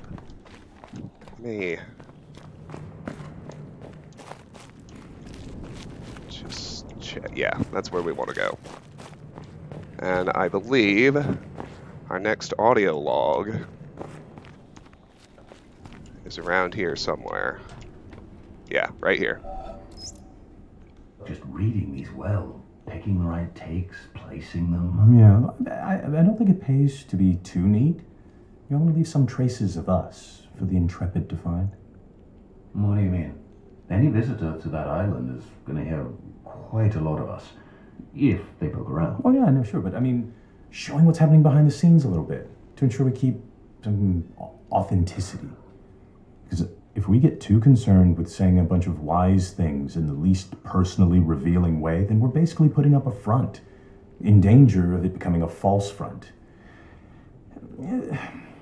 It's a slippery slope, and you know how easily we could slide into pomposity. I mean, nobody wants that, but would we notice if it happened? Or are we too close to the project? Look, I just think if we include some of our interactions, show that we aren't these transcendent, perfect beings, that we get stuck sometimes. We get into arguments or get depressed. Then at least it's not a false front. At least we're not hiding. Authenticity is good, yes, but you can find human drama anywhere. I mean, we're drowning in it from day to day. We're supposed to be building a quiet environment away from drama, not celebrating it. Look, these are objects of contemplation. These are about focus and clarity. We agreed at the outset. Yeah, I know. And I don't want to change any of that. Just a little added twist, you know, tucked away deep. It doesn't have to be drama, it's just reality. Reality. So what, we should record a meeting and stick it in? Maybe. But we already have some good stuff. Oh, like that little encounter the other week where you offered to buy a girl a sandwich? Oh. Her mic was running, so it's in the archive. Look, it's fine. In context, it's perfect. Because we're not lecturing from on high. These recordings are part of an endeavor built by human beings. And they aspire to truth with a capital T. But we also have to remember that they cannot actually get there. We should be clear to the Intrepid that we know this. I think it'll make it better. Okay, sure. We'll at least see how it feels. I mean, on that island, we are going to be in very susceptible states. So, be careful with it. Okay. It seems I get to be the pioneer of being mildly embarrassed. Oh, and also, should probably let you know, I'm recording this conversation right now. Oh, come on. No, I'm serious. Oh. What? It will make it better. Trust me.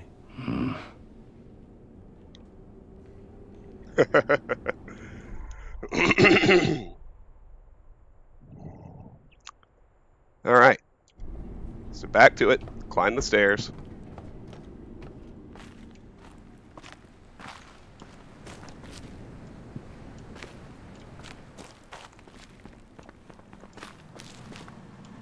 Down here is, I believe, the challenge zone.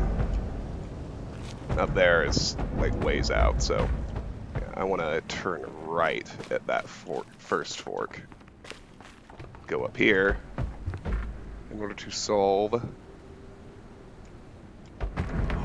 more puzzles. But first, another audio log. It's just the new teapot beeping. It boils fast, but that beep bothers me. Moving on? So, next I want to raise this problem, which is that I think we don't have enough smart representation from materialist atheists, physicalists, anything in that neighborhood of ideas. And I've been trying to do something about that, but it's hard. The problem is that most coherent atheist screeds are focused on defeating some specific idea of God, or are angry about the historical activities of organized religions rather than, say, from first principles, making a good case for the impossibility of any concept of God, which would be more like what we're after. I'm having the same problem.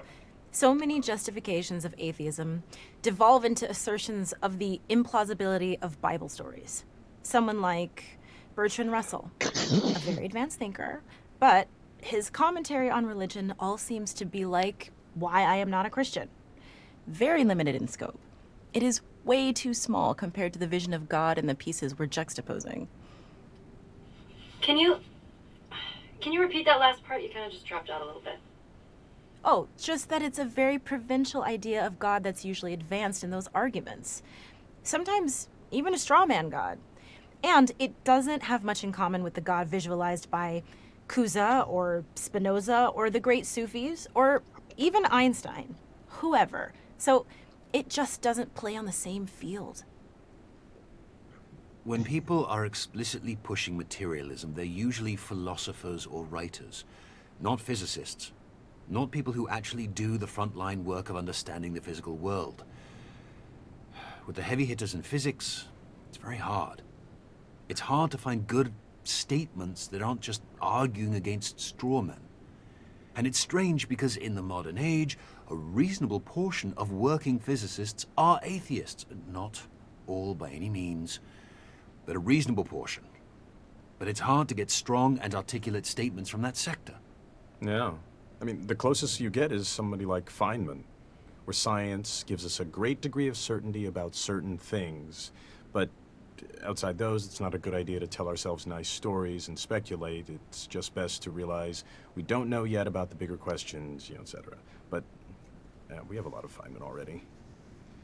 Ooh, Paul Dirac was at least a staunch atheist at one point in his life, but I don't know if he has direct statements on record. I'll keep an eye out. Dirac was far from a materialist, though. He believed the universe is made out of math. That's an oversimplification, of course. He even mentioned God a few times in an Einstein kind of way. Wow, this is all so crazy because among scientifically educated people, it's the cultural default, right? If you're a scientist or a computer programmer kind of person, atheist materialism is supposed to be the basic belief. If you're not a materialist, you're stupid. But if we can't find anyone who makes a good case for it, how does that happen? Well, it's easy to be convinced of the absurdity of stories in common Christianity, Judaism, whatever. So if that's your picture of spiritual beliefs and you have an aversion to digging too hard into your own worldview, which most of us do, then there you go. Anything that seems religious is goofy Bible stories, and materialism is anti-religious. And it's the general impression that smart people are materialists, and hey, I want to be smart, so case closed. Also, there are all these so-called spiritual people who believe basically anything and try to convince everyone. In addition to goofy Bible stories, did I forget to mention ghost stories, astrologers, spoonbenders, and all kinds of frauds? It's a ton of noise. It makes it almost impossible for an outsider looking in to see high-quality thought in the world of spirituality. If I can even generalize spirituality to one thing. So it's easy, if you're already leaning toward materialism, to see these flaky spiritual people, extrapolate that to all spiritual people, and say all that stuff is garbage. That's how it worked for me. For a while. Okay, but despite all this, there's a large contingent of present-day real scientists who believe in some form of atheist materialism and whose beliefs have been carefully considered. So we need to ensure we respect that viewpoint. It's I so remember frustrating. that. Oh, sorry. No, you go. Oh, I was just gonna say, Carl Sagan has a good piece in Demon Haunted World, where he talks about science as a profound source of spirituality. But he doesn't mean mystical spirituality. He means just pure dedication to truth and the development of a wise perspective on our place in the world. It's nice, and it's a picture of atheism that isn't hostile or contemptuous. Yeah, I read that, and what you're talking about is a beautiful piece, and I tried to get it, but Sagan's people want too much money. Can't we just pay more? No. It would trigger a bunch of most favored nation clauses, and we have to pay everyone a lot more, and we go broke. So, no Sagan for us. It is a shame, since he was such a great thinker, and eloquent, too. All right. That one's done. We got more puzzles to solve. Always, always more puzzles to solve. This is pretty straightforward, though. It's just hexagons like we've seen before.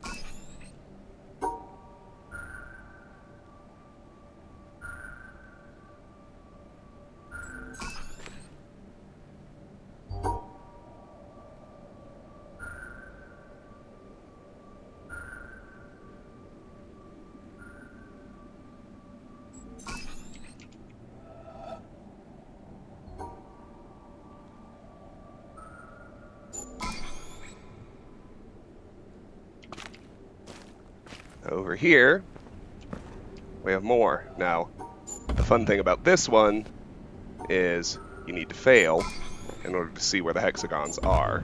You need to make them blink.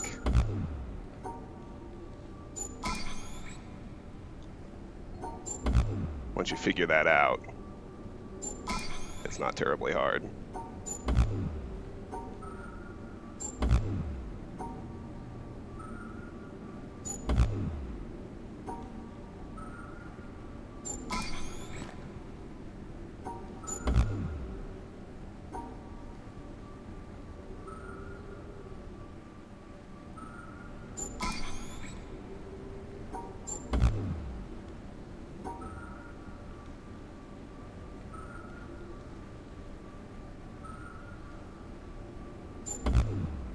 There's one up top, too.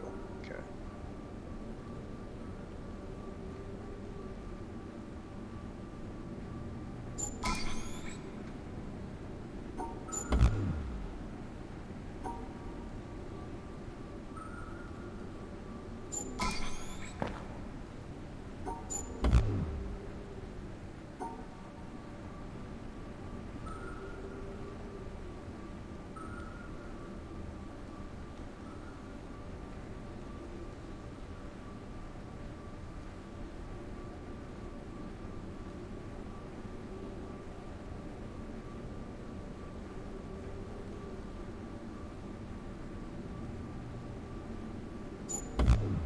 Nope.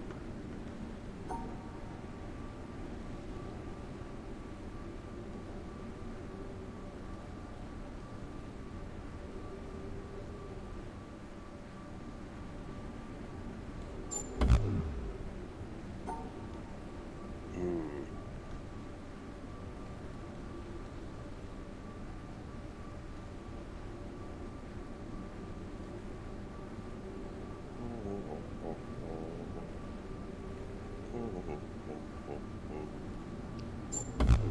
Almost. Almost.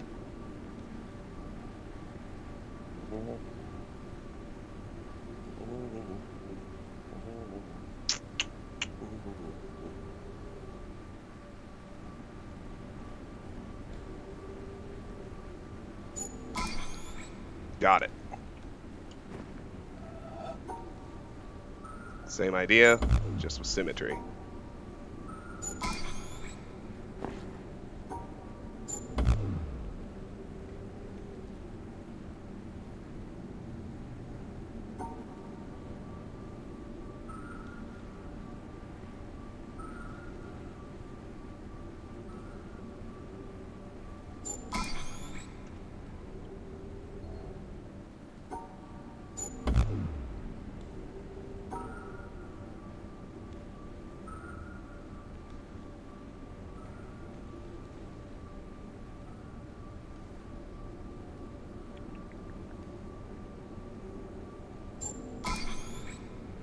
Boom.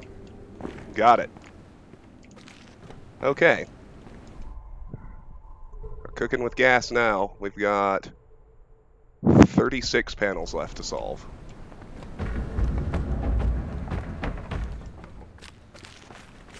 Right, so, from here, I'm going to leave the actual challenge cave for last. Let's head this way.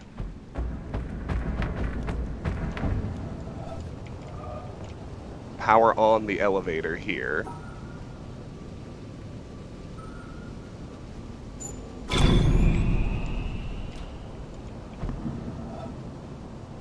We can actually steer it here. And these actually count as solutions, so need to make sure we solve them all.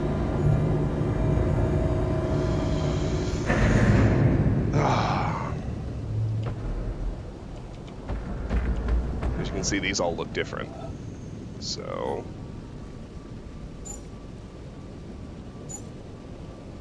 we'll ride it back up. And that should, I think, be 3 more.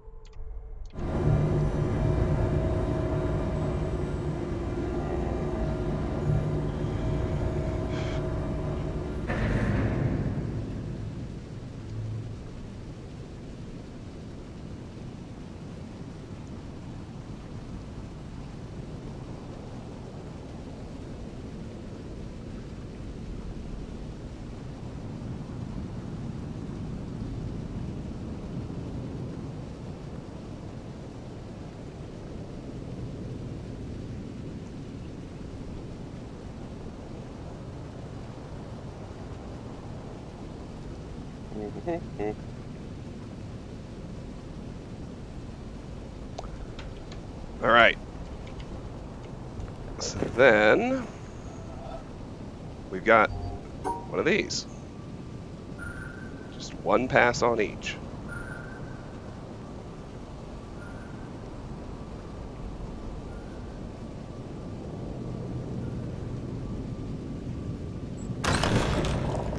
Like that.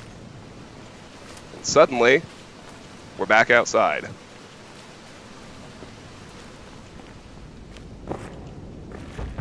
If we head up here,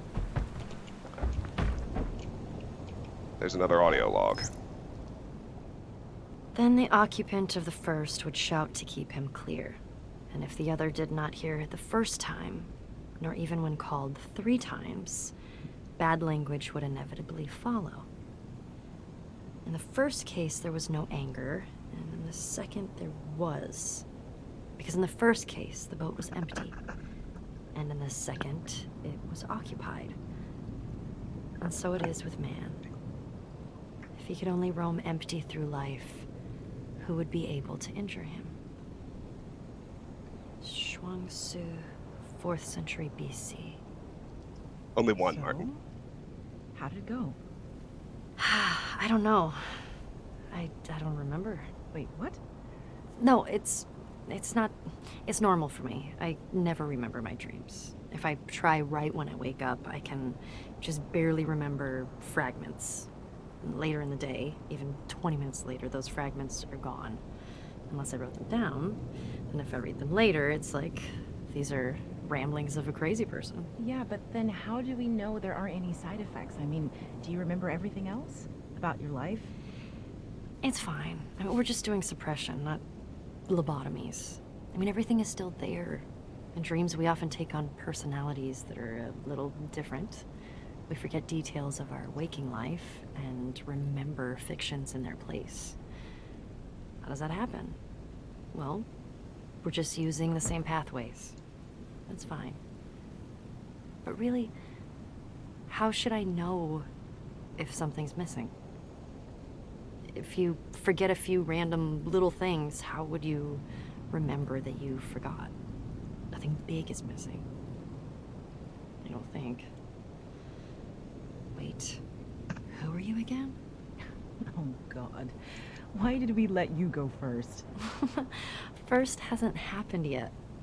I was just dipping my toes into the pool. Real first happens when someone dives right in and gets to decide for themselves when to come out. Who's that gonna be? You? Ugh. I long for the days when we weren't sure we'd be doing anything this scary. It'll be fine. It's not scary. It'll be fun. So fun you don't even remember? Okay, no. Shoo. I want to re-record this one before I go home. I have some new ideas about it. What? Because of the test? Yes. Because of the test. Possibly. I thought you didn't remember anything. Interesting. Yeah. Have a good night. I'll see you tomorrow. All right. Let's go solve this one, which is pairing off, like we've seen before.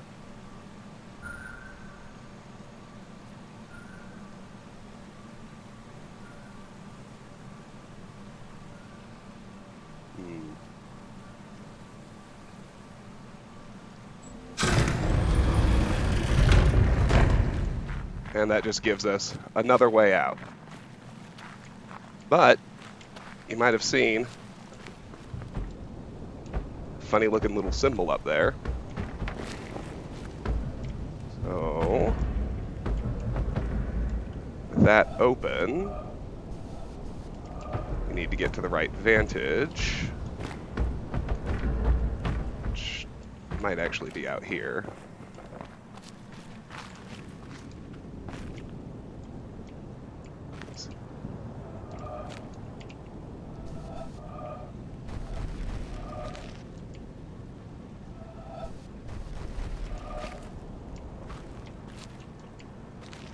With the gate open, we've created the endpoint of another environmental puzzle.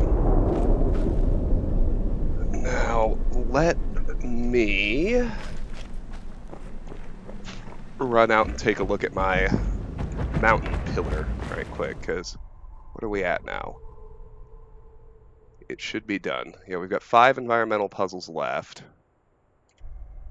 and only 31 regular puzzles left.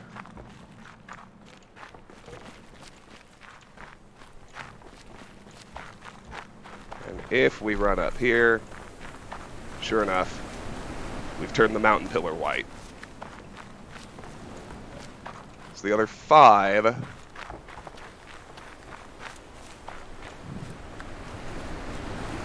are over here at the town.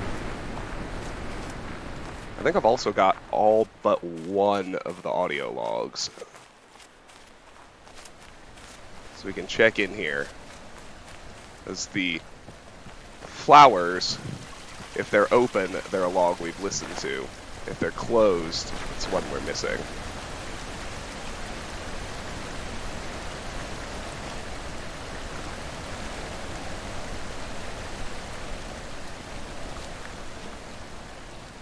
Yeah, it looks like I'm only missing one log. And I know where it is.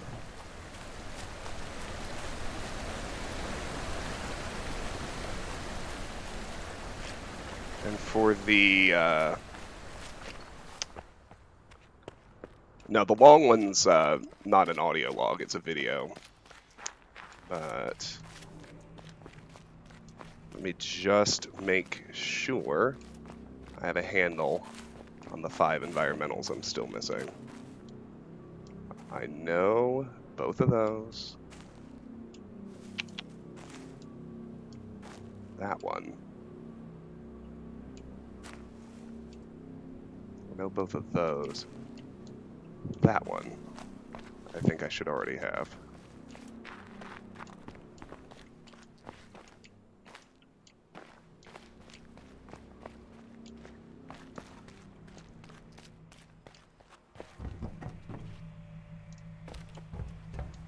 Need to look that up right quick. Yeah, it's over this way. Ooh. Let me check something right quick.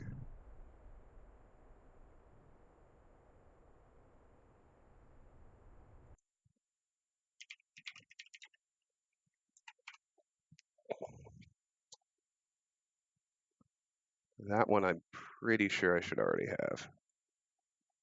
Let me see.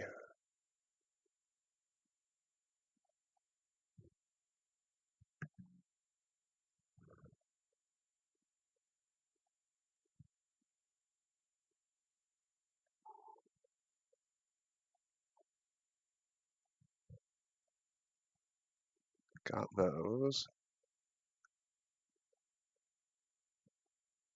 Oh, nope, just kidding. I didn't miss it.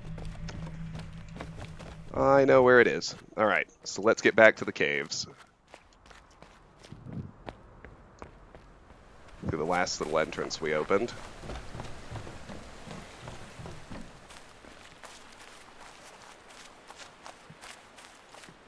Do do do do do do.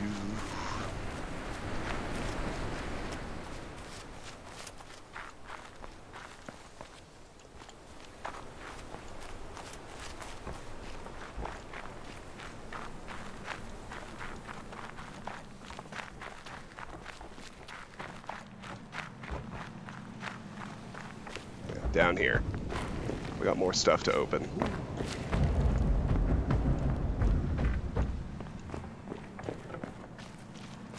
We got this guy right here. So, we've got this columned 2x1. So we can zigzag past those in order to get 2 on each. And here,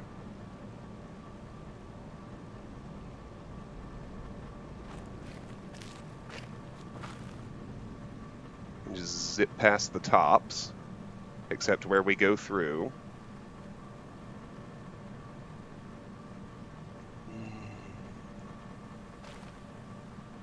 And then zigzag through these.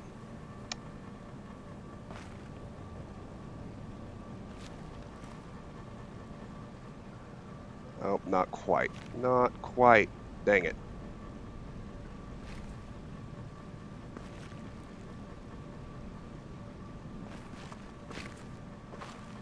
That line doesn't quite work. We try this instead.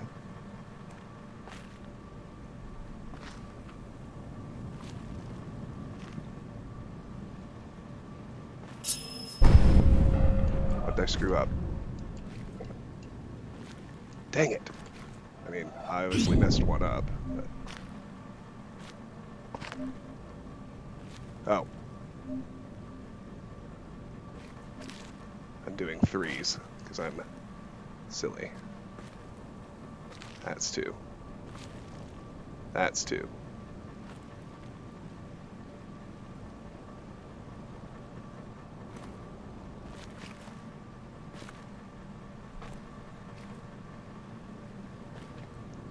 That's 2.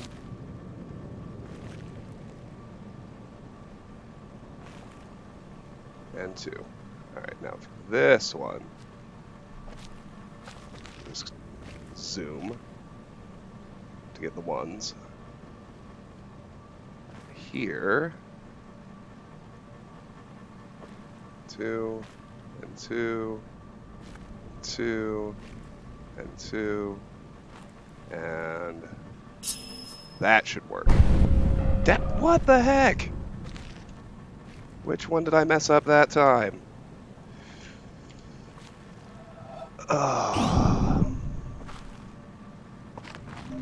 2, 2, 2, 2. Okay. Well, it's not the bottom.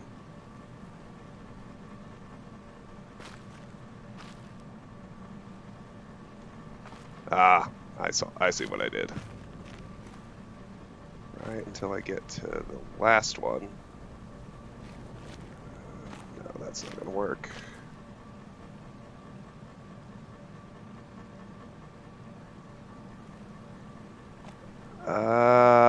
Yeah, okay.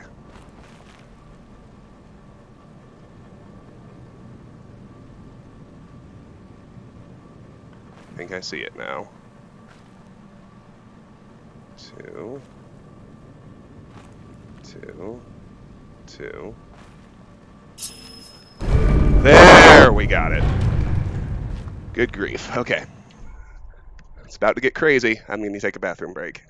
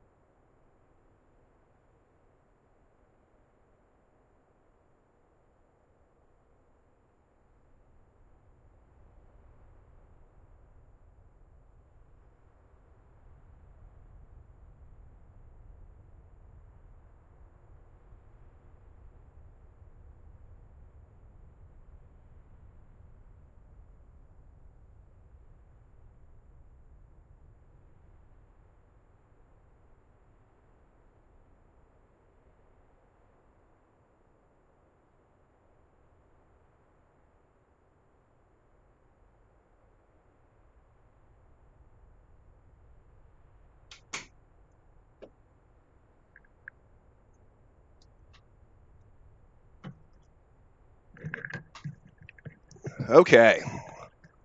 Now let's see how we're doing. 494. That's 30 and 5. We're really close now. Here's something new. Remember that these pair.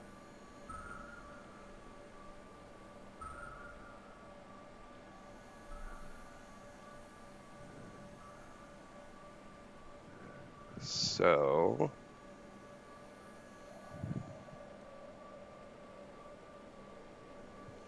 how do I do this?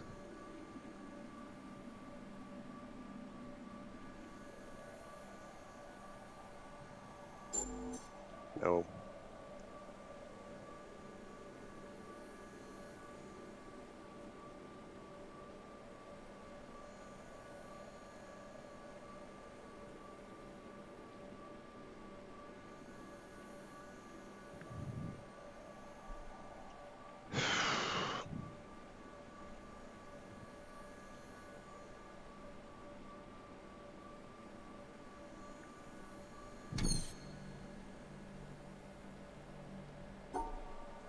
Wait.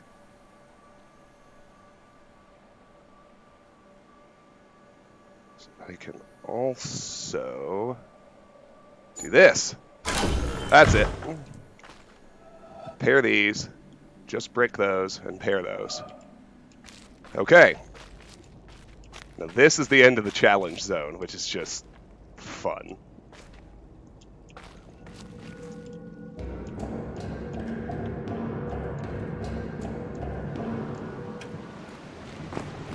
I'm going to save the challenge for a bit, though, and get you to something else first. So...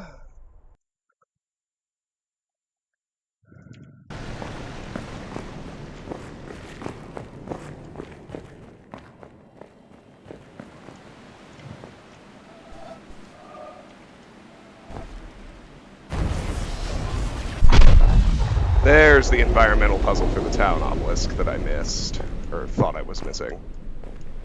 Now in here...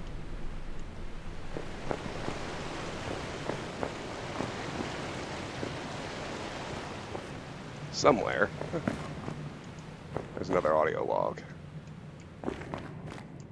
There it is. Let's hear this one. I cannot understand why we idle discussing religion. If we are honest, and scientists have to be, we must admit that religion is a jumble of false assertions with no basis in reality. The very idea of God is a product of the human imagination. It is quite understandable why primitive people, who were so much more exposed to the overpowering forces of nature than we are today, should have personified these forces in fear and trembling. But nowadays, when we understand so many natural processes, we have no need for such solutions. I can't, for the life of me, see how the postulate of an almighty God helps us in any way. What I do see is that this assumption leads to such unproductive questions as to why God allows so much misery and injustice, the exploitation of the poor by the rich, and all the other horrors he might have prevented. If religion is still being taught, it is by no means because its ideas still convince us, but simply because some of us want to keep the lower classes quiet. Quiet people are much easier to govern than clamorous and dissatisfied ones. They are also much easier to exploit. Religion is a kind of opium that allows a nation to lull itself into wishful dreams and so forget the injustices that are being perpetrated against the people. Paul Dirac, 1927, as related by Werner Heisenberg. So, you see what I'm saying here? Yep, this one doesn't fit either. How would you characterize the way in which it doesn't fit?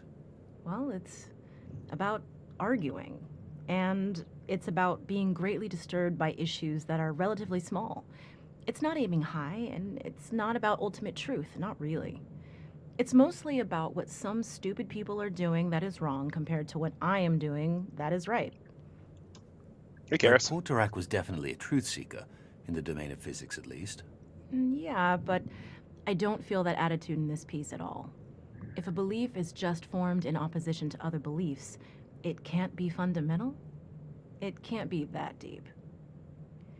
But, you know, where he says the thing about natural processes, he starts to outline an actual philosophy. Interesting. There's something that could stand on its own, that isn't just rejection and opposition. But then he drops it. Well, this isn't the Atheist Manifesto we need. I'll keep looking. Okay. You know, at one point Dirac also wrote this. One could perhaps describe the situation by saying that God is a mathematician of a very high order, and he used very advanced mathematics in constructing the universe. I think he meant God in an Einstein kind of way. He said that? Same guy. Same guy. Later in life, though. People are strange. Scientists are stranger. Yes, they are. All right. I was wrong, Martin. There are actually two more, but I know where they are.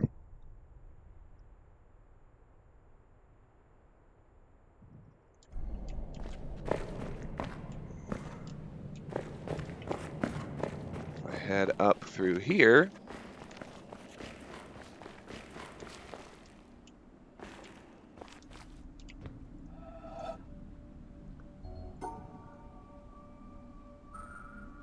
One and two, and one.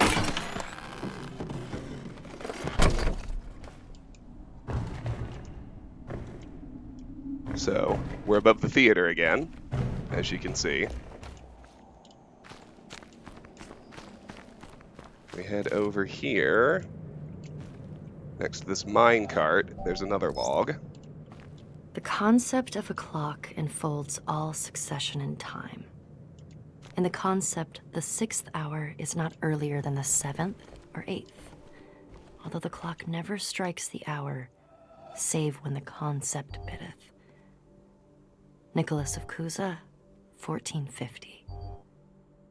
That's mine, you know. Yeah. Well, I have some ideas about it, and I just wanted to give it a try. See how it goes? Next thing I know, you'll be taking over all the Kuza pieces. What kind of ideas? I don't know. Subconscious drives, right? Like, with anything I need to watch them to be sure they're done talking. Did you feel this way These before secret your ones. trip to the island? Or after? Well, I think after. Yeah, mostly after. I had a seed of it before, even back when I first heard the piece, when you first picked it out. But I didn't really notice then. Now it's like the princess and the pea. I don't mean to be stepping on your toes, though. Really, the drive is personal. I wanted to record this one so I can hear it the way I want to hear it, just to set something right for myself. Okay. I'm gonna file this under the category of good problems to have. Your attitude to the piece changed or clarified, I guess, maybe based on the trip. Hey, that means it's working. I mean, something's working, right? Maybe. Back when we started, I would have counted us lucky to ever get this far. But here we are. Here we are. Record away, and I will take my leave. Thanking you for this opportunity to introspect on my aversive feelings. You're welcome. There we go.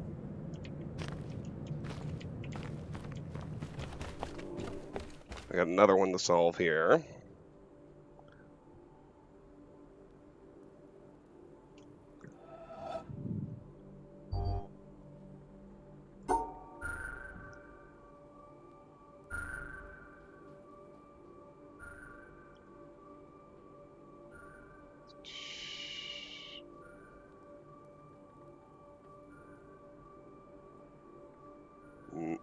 Not gonna work. Well, yeah, not gonna work.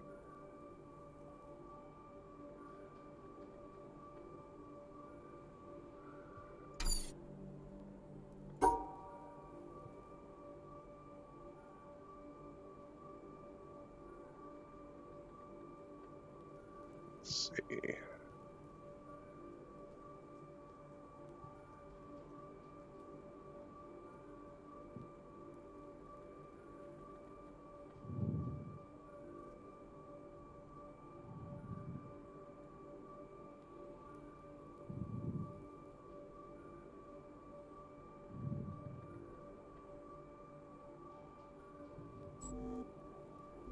Does that do it?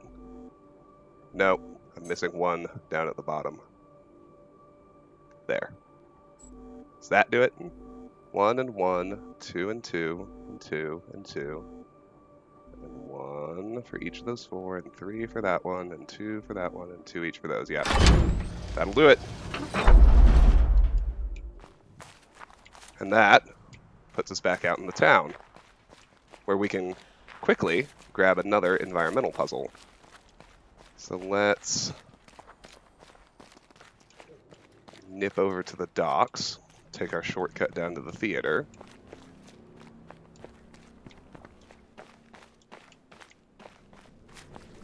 Beneath the windmill. So we need to run this one again. And we're going to start it at the beginning, because we have to get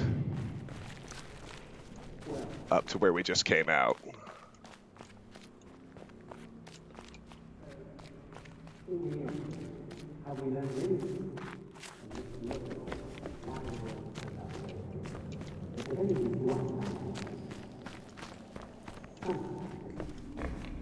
that the key to why things change is the key to everything. How easy is it for knowledge to spread? And that in the past, the people who made change happen were the people who had that knowledge, whether they were craftsmen or kings. Today, the people who make things change, the people who have that knowledge, are the scientists and the technologists who are the true driving force of humanity. And before you say, what about the Beethovens and the Michelangelos? Let me suggest something with which you may disagree violently. That at best, the products of human emotion, art, philosophy, politics, music, literature, are interpretations of the world that tell you more about the guy who's talking than about the world he's talking about. You can see a start point here. Second-hand views of the world, made third-hand by your interpretation of them. Things like that, as opposed to Shibumi. Now we can go out and look at the town obelisk again. So we're at 132.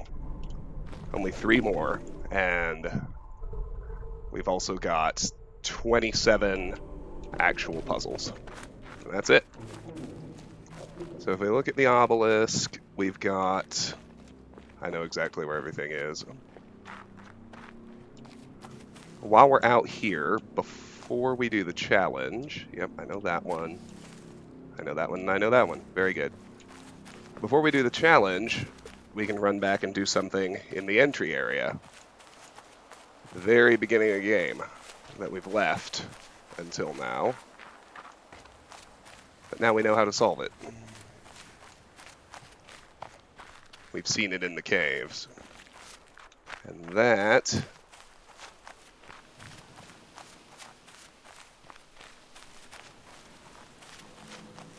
is this column right here. If you look at it, you can see the triangles. We just got 2 columns of 1 triangle each. So we can just nip back and forth.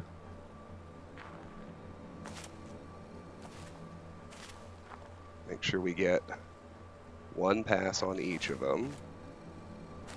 That should do it.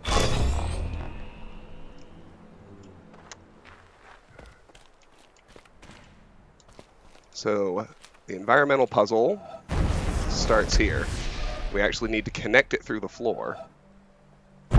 So if we solve the floor panel, it doesn't work. What we actually need to do is fail the puzzle, which we do by leaving out a hexagon. Then we have a yellow line we can track from beginning to end. And then, because this one counts just in terms of puzzle solutions, let's leave it solved. That's awesome. So we're down to 25 and 2. It's exciting stuff. And we're going to want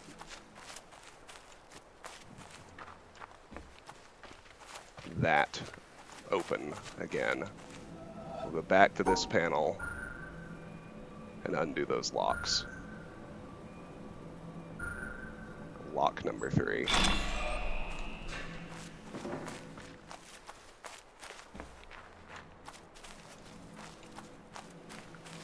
Alright, back to the underground.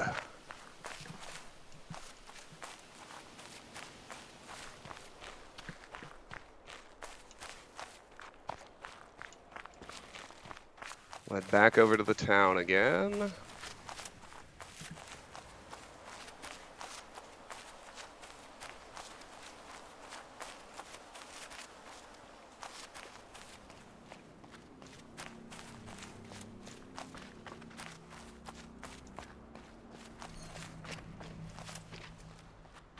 Back through here. There's one tunnel we haven't explored yet. which we'll take care of right now.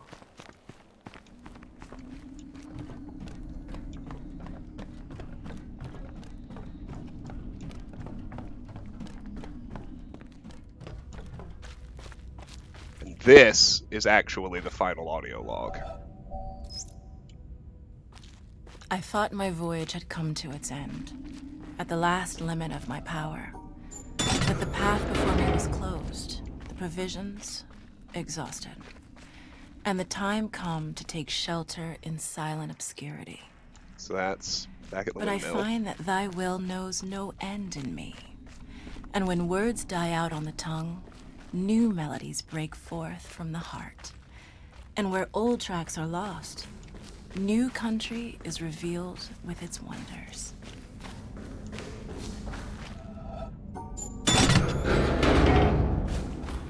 That takes us back to the desert.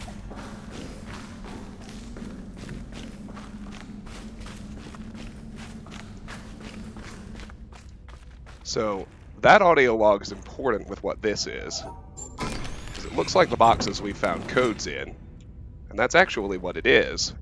But this, as you can tell, is something entirely different.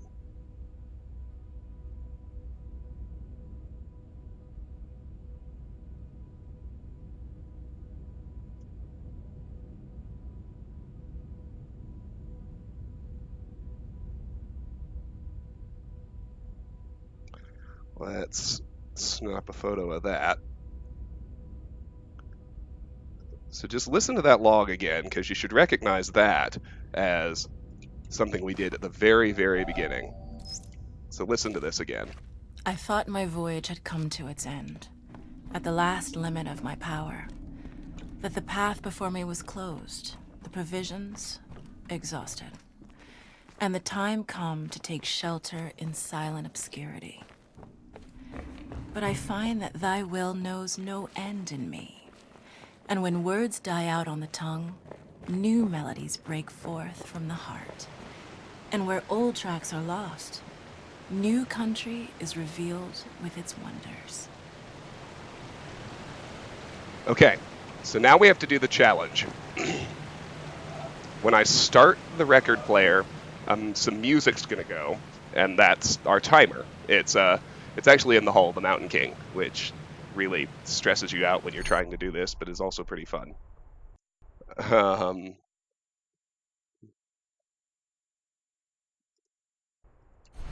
Let me see. 2 and 25.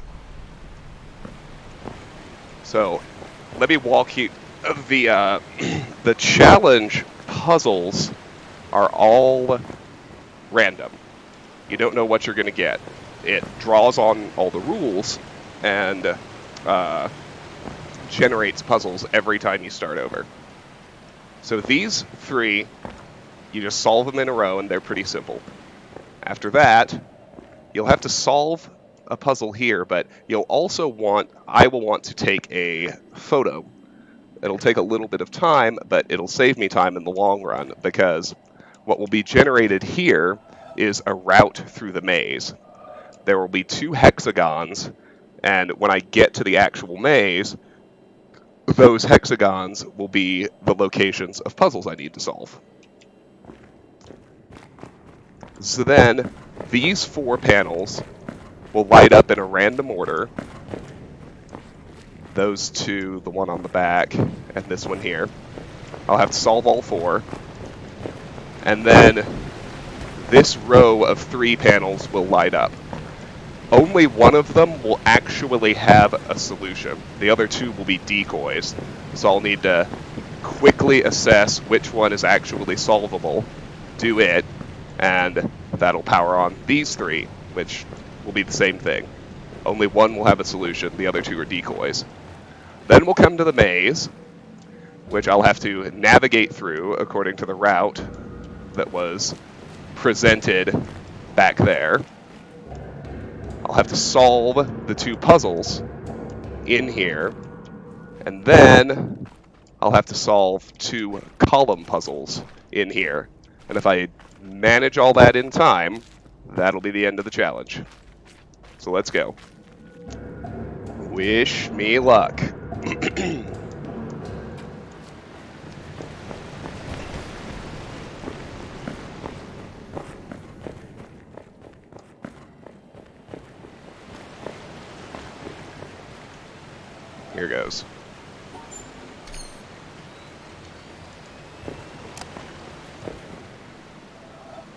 It'll light up once the music starts.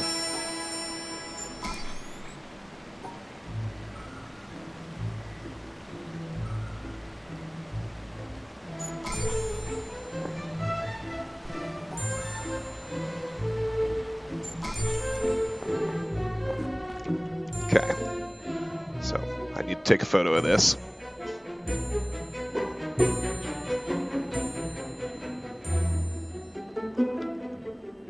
Now,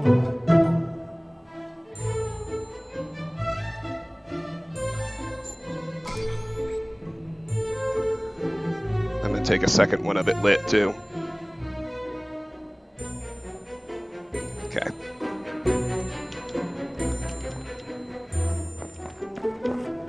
Okay, this one lit up first. Nice and easy. Who's next? Down here.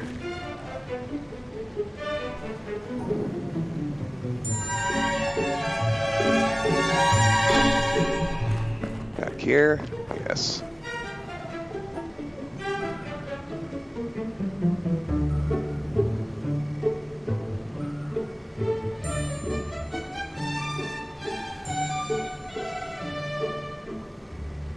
There it is. Oh, damn. If you screw up one, you have to go resolve the last one. I thought I had that.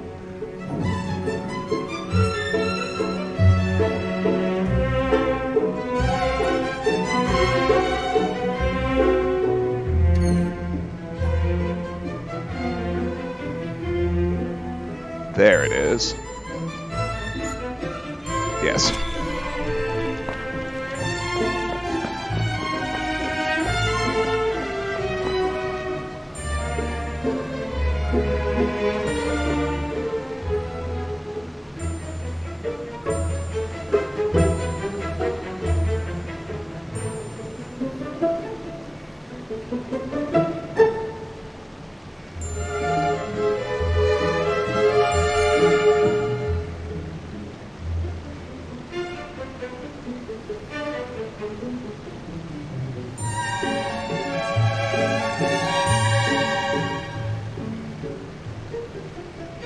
Shoot.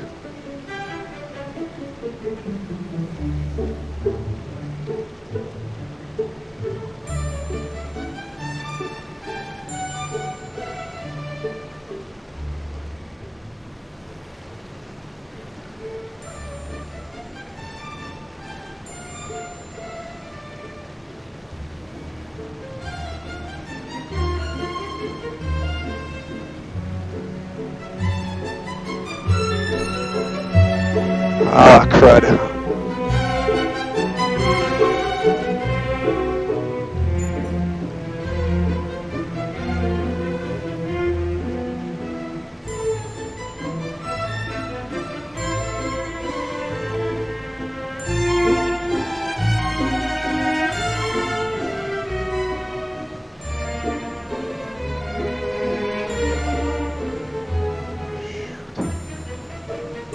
Probably gonna have to... I've lost too much time on this. We can just go restart.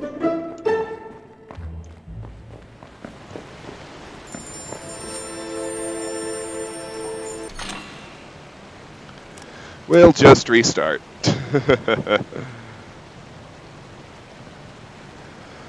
That clock really starts to mess with you, you know? Alright, try again.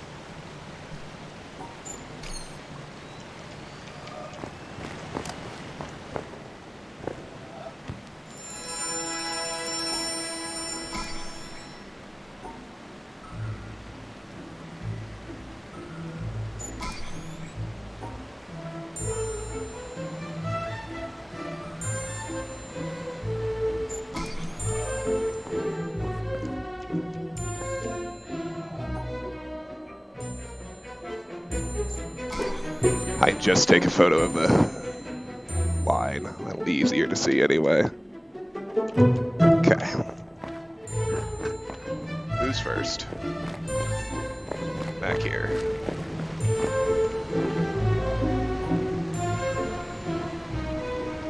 You can see, so you see it's randomized.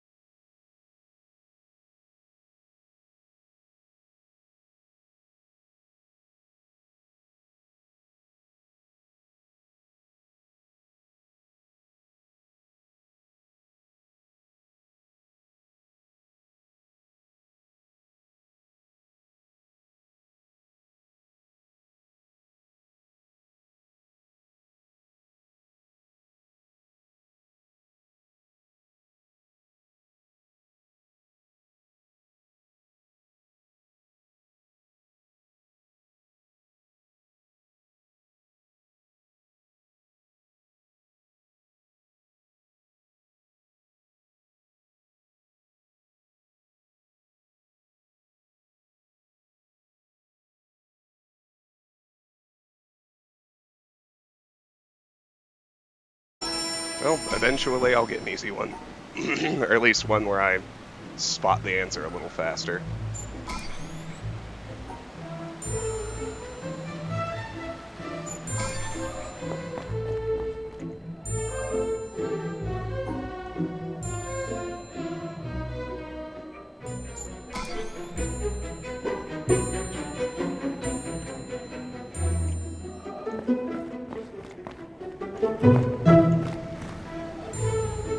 Starting with it.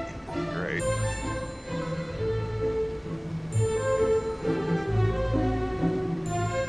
Nope.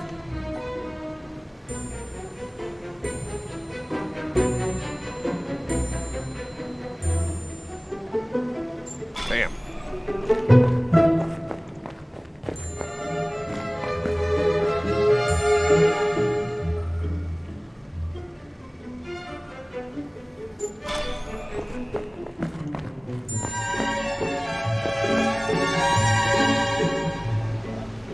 Okay.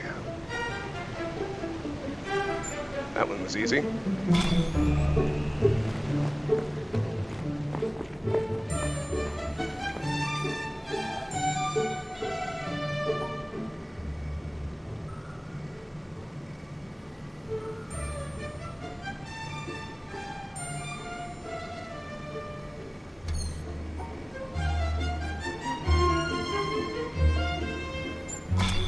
Alright, now to the decoys.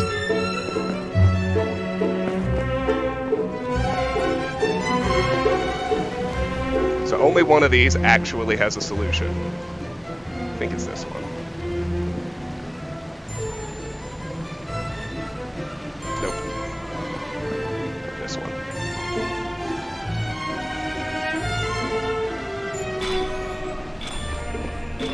Same idea here. Only one of these will actually have a solution. Now take a look at this one. Alright, now we're into the maze, so I just need to track the route I traced in order to get through it.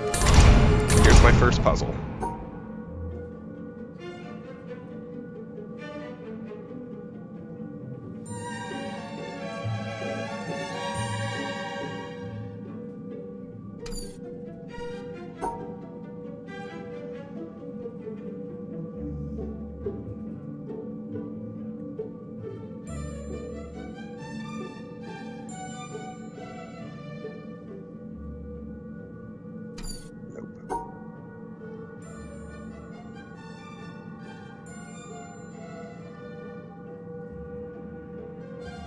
Nope.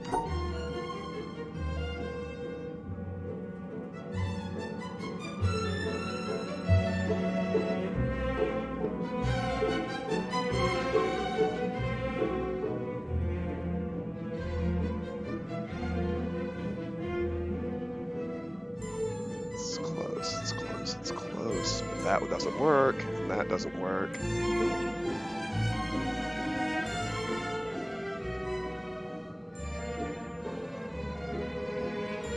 There it is. Damn it. Fuck.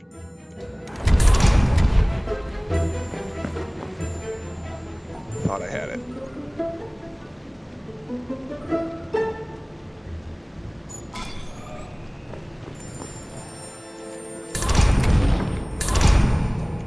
So see if we get a different one.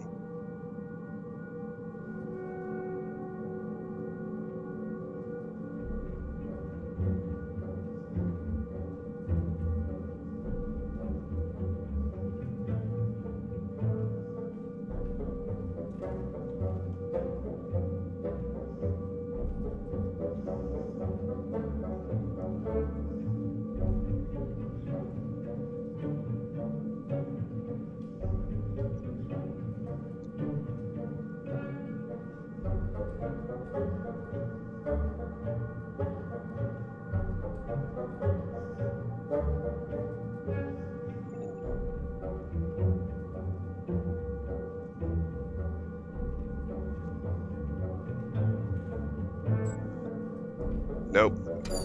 Two over here.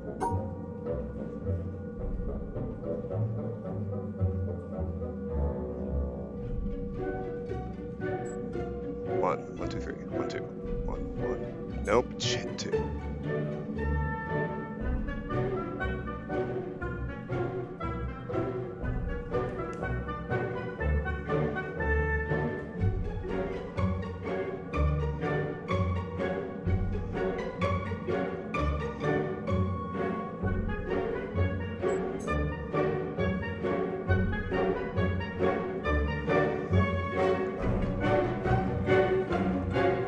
It's not gonna work.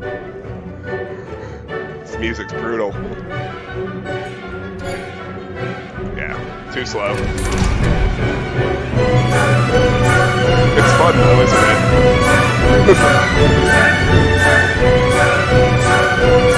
Alright, try again. Once more under the breeze.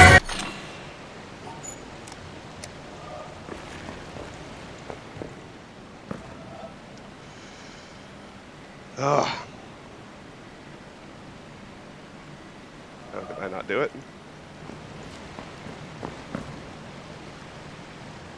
Come on. There we go. Time again.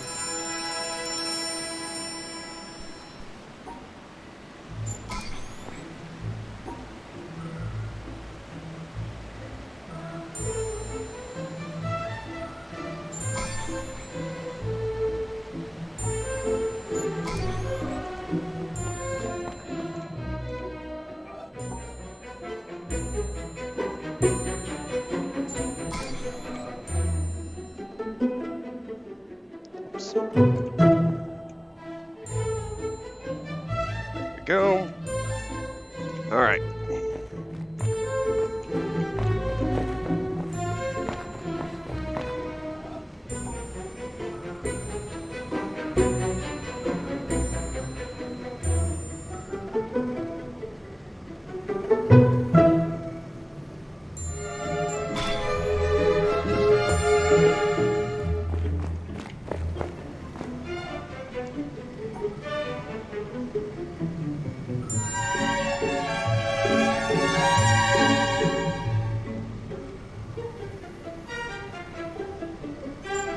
That's it, right?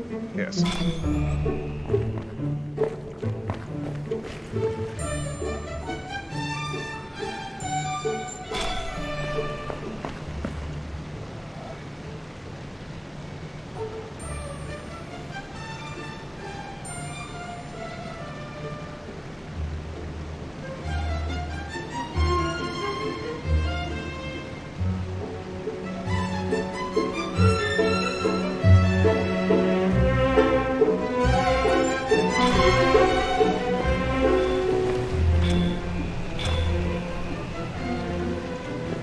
This one.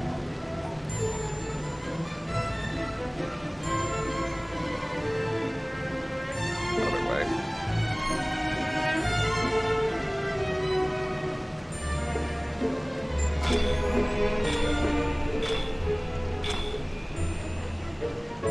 This one.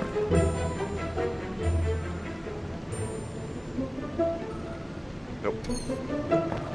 This one.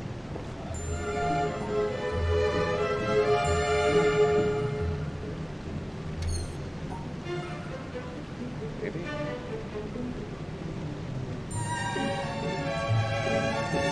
No. Actually, this one?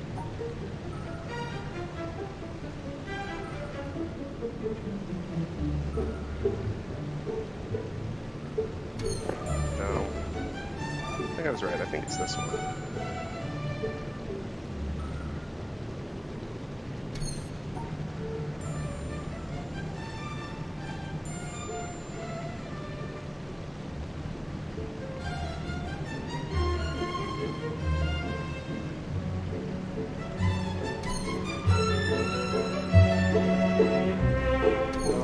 Damn it, I can't see. I can't see which one it is. There, it's this one.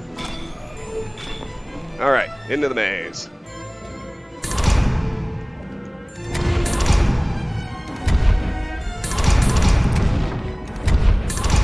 Gotta keep an eye on the walls for our puzzles. Alright.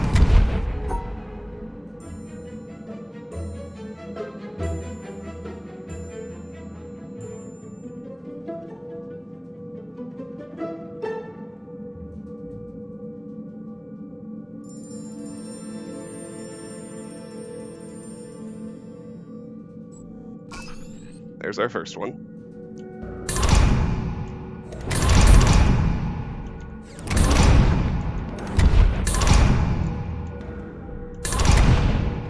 There's number 2.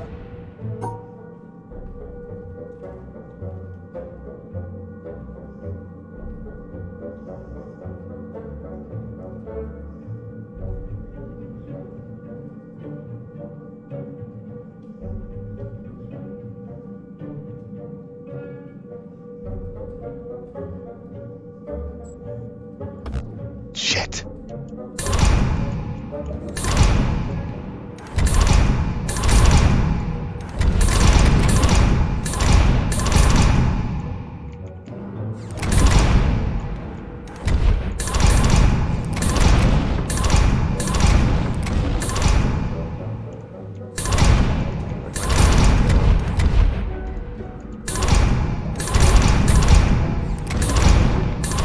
Oh shit, I have to go all the way back and do color work again, that's right.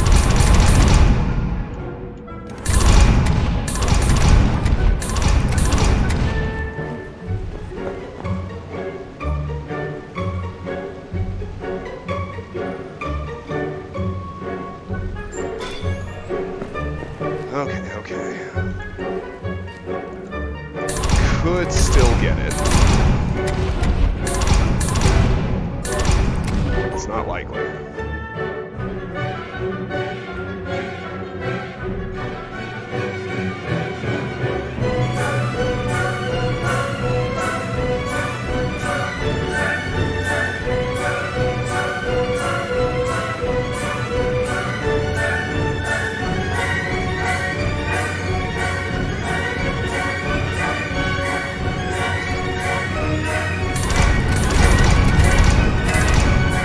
Not gonna get it.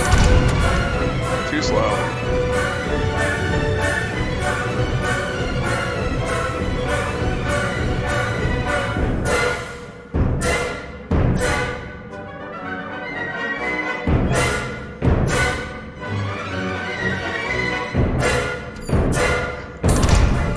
Nope.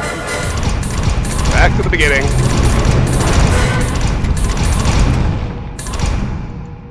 Just drop it. Let me out. That's alright. We're getting better. We're getting better.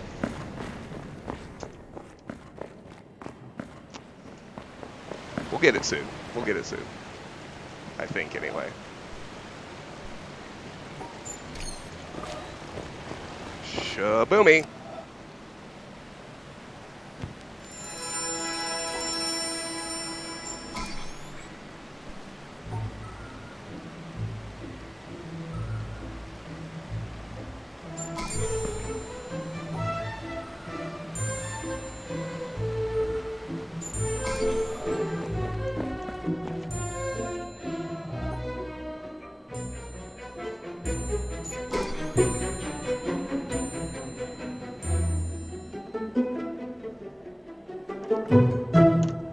Got my maze. Alright.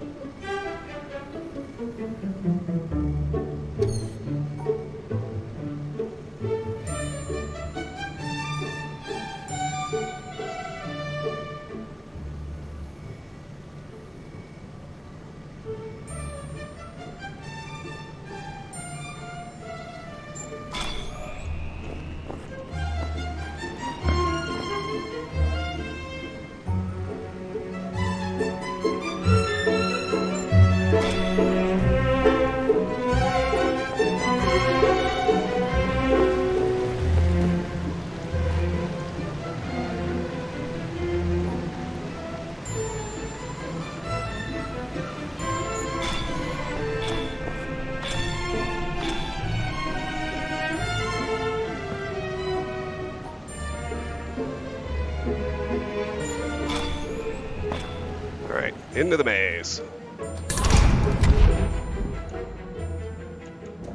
Just watch for our puzzles. Alright, here's our first one. 1, 2. 1, 2.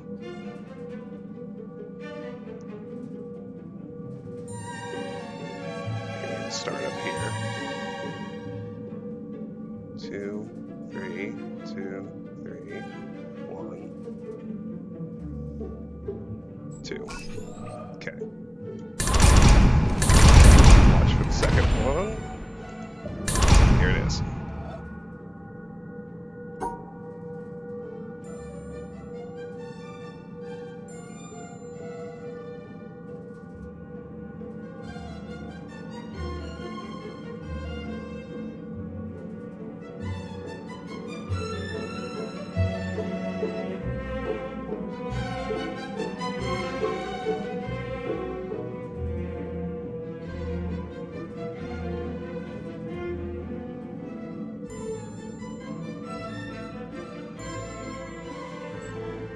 One, two, 1, 2, 1, 2, 1, 2, 1, 1, 1, 1. Got it.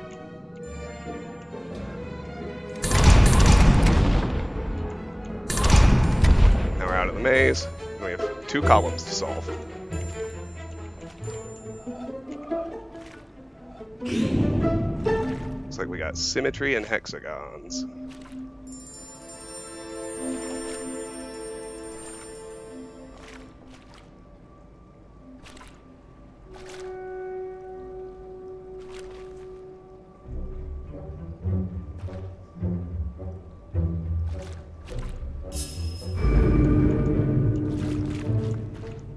This one is separation. Okay, so let me see. I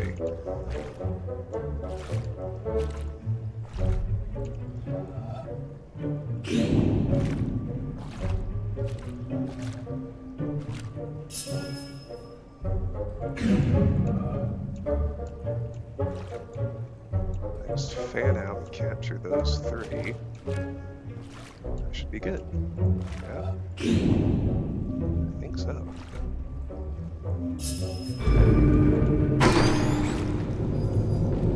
Shaboomy! Nailed it.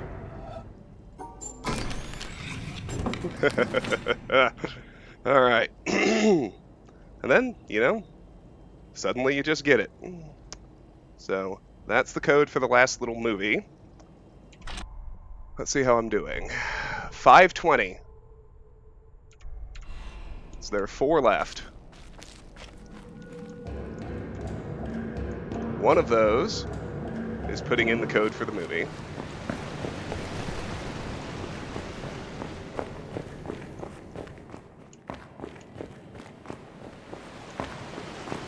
First try.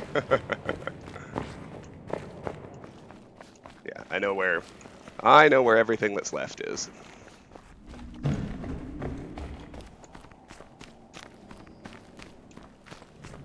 Oh, we can go straight to the theater if we go this way.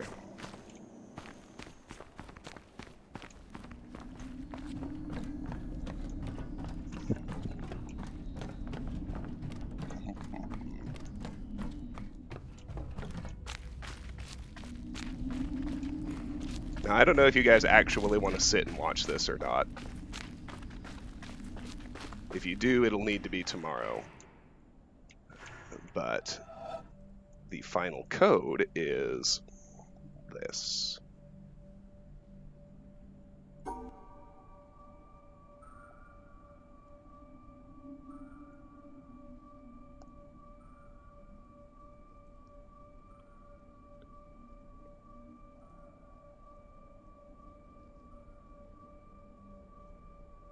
I didn't draw that right. It's inverted.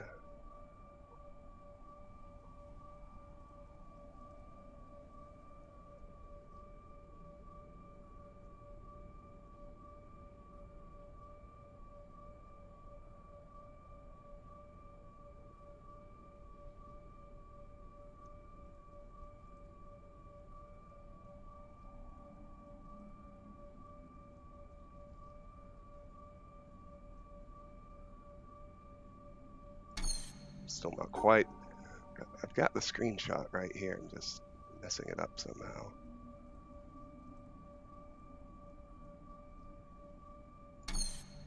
I think I'm right. I think it's inverted. So there and there and there, there, there, and then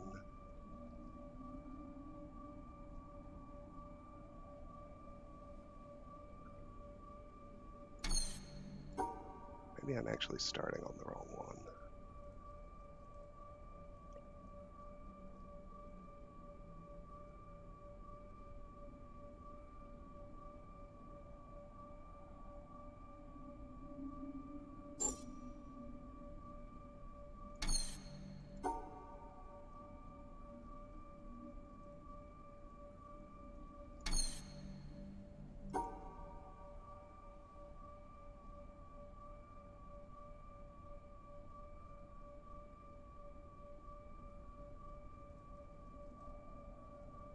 What the hell?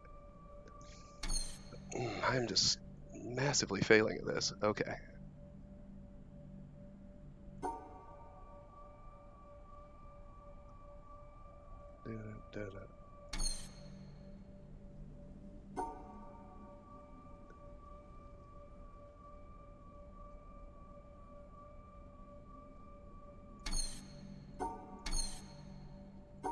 Okay. There. That's the first move.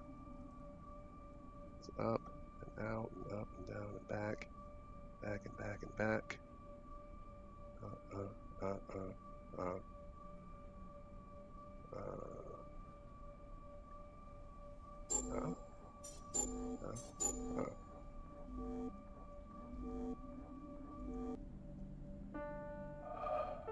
That's it.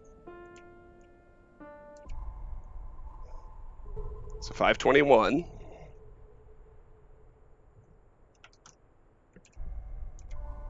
Now to do this puzzle, The Secret of Psalm 46. This is the 90-minute movie. We need to be standing back here. And this moon comes in.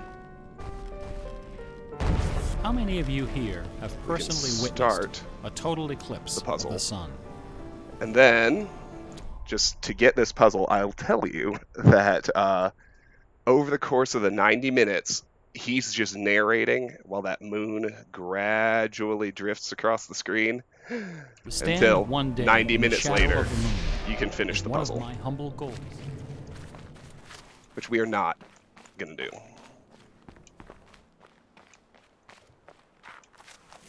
So let me jog back to the entry for it now, because we've got that other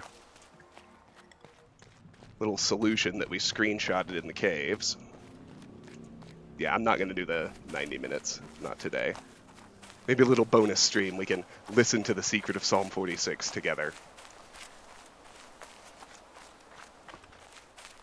But the other couple of little puzzles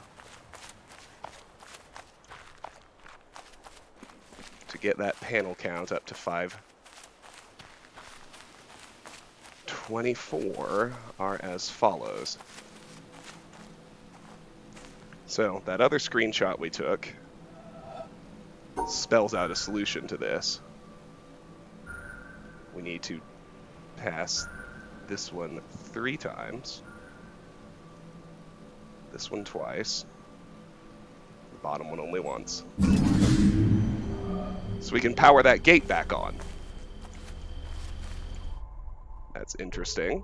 Puts us at 522. And now,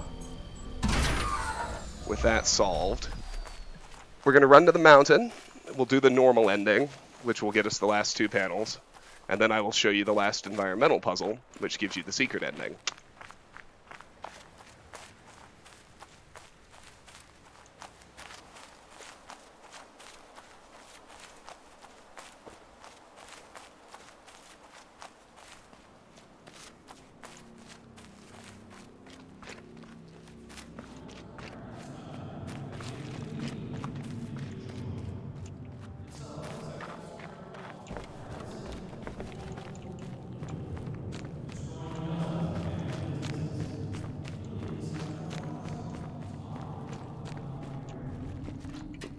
Wrong way. With cinemas and food.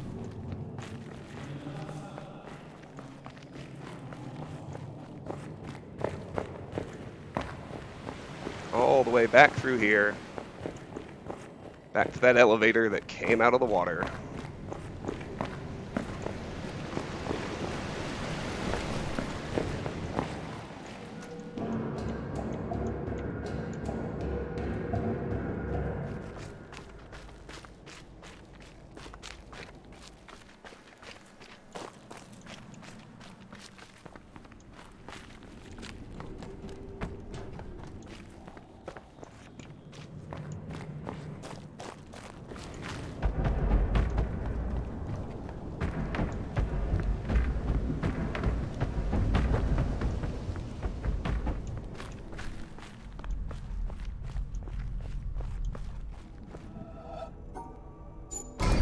Open this back up.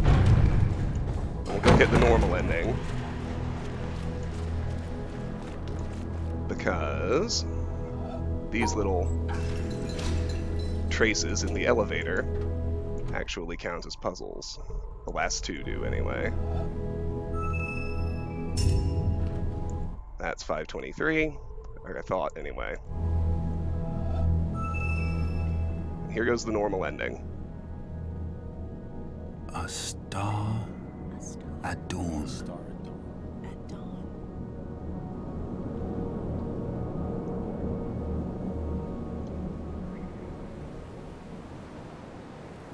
I must have missed a panel somewhere. It's alright. We'll find it. We'll reload and find it. Because this puts us at 523. That might actually be the maximum.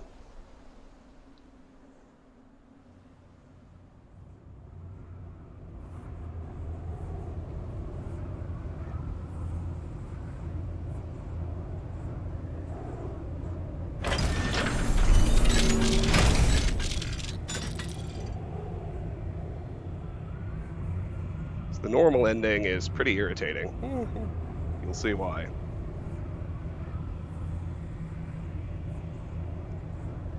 This elevator zoom takes us on a little ride. A bubble A bubble in a stream. in a stream.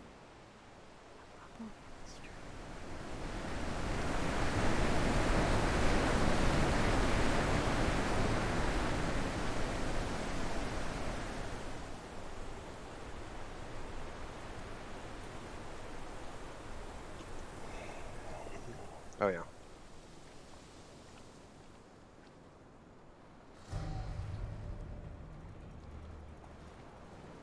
So you can see, oh, 523. Okay, we did find them all. Good. I was worried. So we solved every panel. I didn't solve it exactly, but showed you the second to last environmental puzzle. Then I'll show you the last one for the secret ending once this is done. So everything we did is getting undone. We're floating around the island and the things we opened are shutting. Our lasers are going back offline. Our little elevator dissolved. A flash of lightning in a summer cloud. A flash of lightning in a summer cloud. Yeah, 523. So we solved them all. We're missing 2 environmentals. Like I said, one of them is that 6th movie that takes 90 minutes. And I'll show you the very last one after the normal ending's done.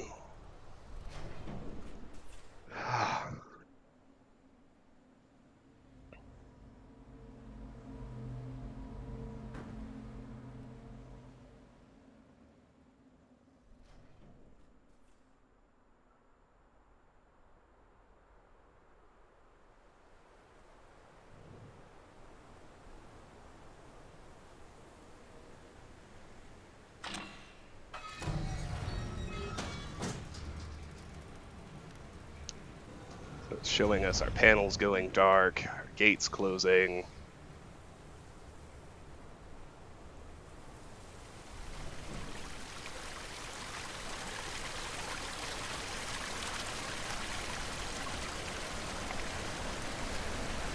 flickering lamp. The flickering lamp. Flickering lamp.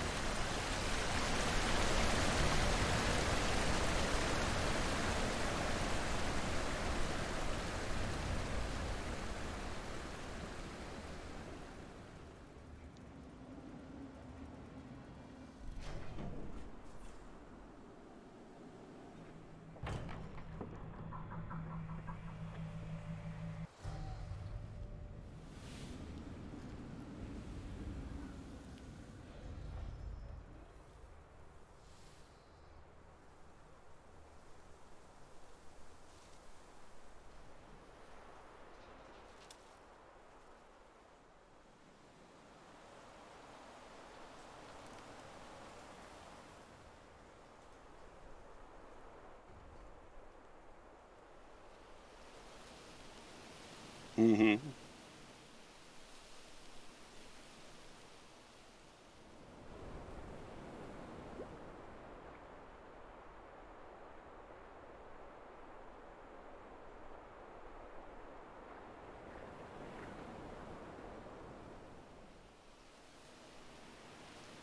A phantom. A phantom. Phantom. A phantom.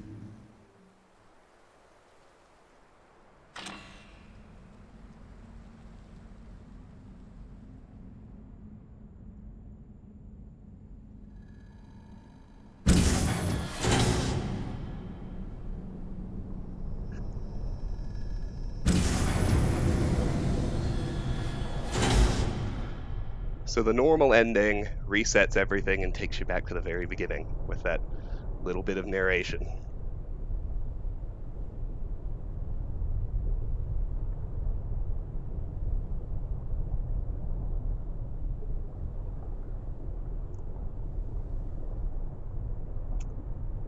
We can do the secret ending. We don't even need to reload. I'll show it to you once it gives me that control.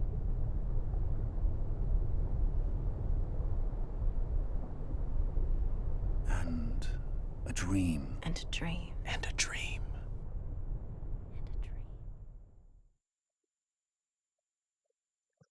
Oh, no, so it boots me out. Just kidding, I will have to reload. So let's fire it up again.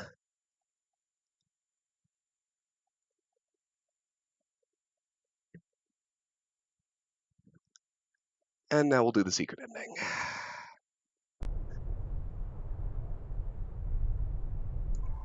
That puts us in right here.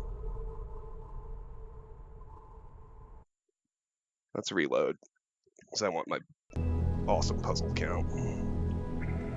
So we can track back out of here this way, which is what we're gonna do. Have to draw this one again just to get back into the caves, but that's fine.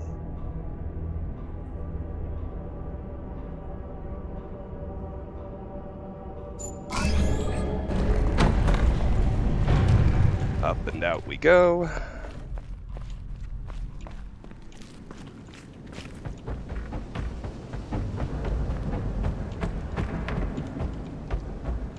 It's a bit of a long trek. I do apologize for that, but it's all right.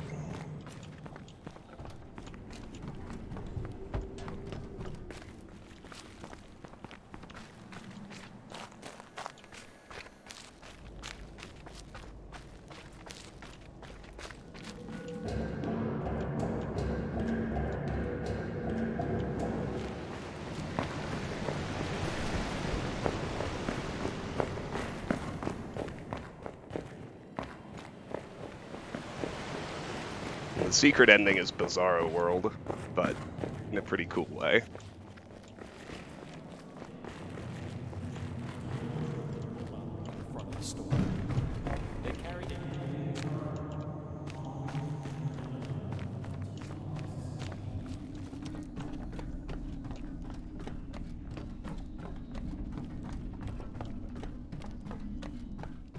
So yeah, so remember again, because just listen to this audio log where we see this thing that tells us how to turn the gate back on. I thought my voyage had come to its end, at the last limit of my power, that the path before me was closed, the provisions exhausted, and the time come to take shelter in silent obscurity. At one time, But it I had been near find the that center thy of will a knows thriving no commercial end in district. me. And when words die out on the tongue, new melodies break forth from the heart. And where old tracks are lost, new country is revealed with its wonders. So you can see the movie was going. The moon had moved enough that I couldn't start the puzzle anymore. That one takes, like I said, an hour and a half to solve. You just have to wait for the moon to drift over. The final environmental puzzle is back here. So, let me grab my little screenshot.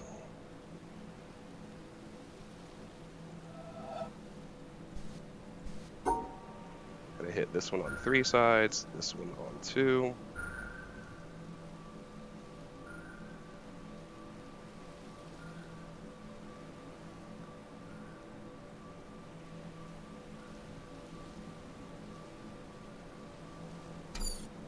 Just a second. 1, 2, 3.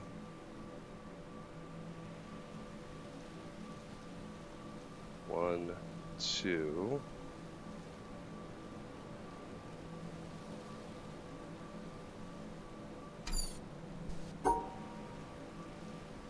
Two, 3. There we go. 1, 2. And 1. All right. Last but not least, secret ending time. At the very, very beginning of the game, you don't know how to do environmental puzzles. But then, once you do,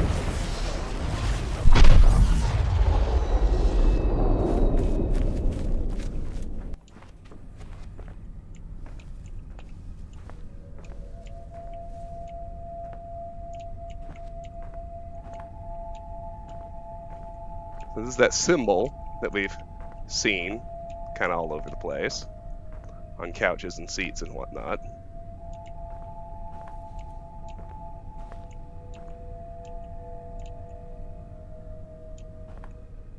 You can see cameras out on the island. Let's keep going.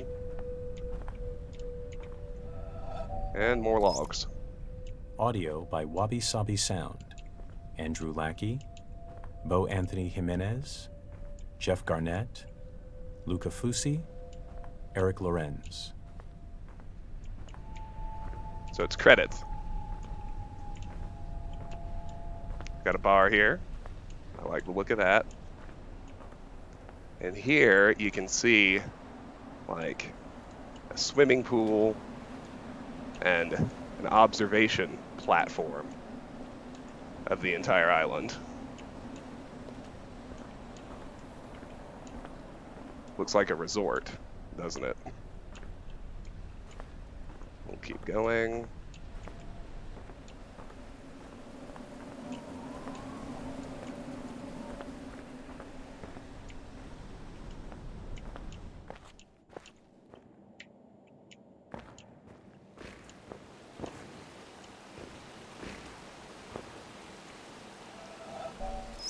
Another credits log. Additional contributions in modeling by Shannon Galvin, Alex Hayworth, Andrea Blazich, Eric Urquhart, and David Hellman.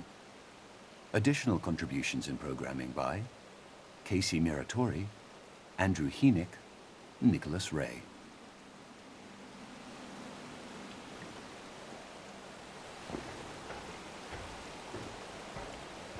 See, somebody was able to observe us doing the challenge. Keep on going up.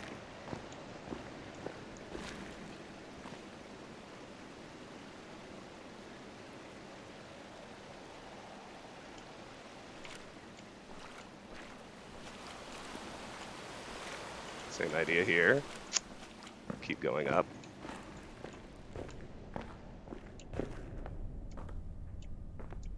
This looks like a wine room. And there's another log. Special thanks to Jeff Roberts, Daniel Mascio.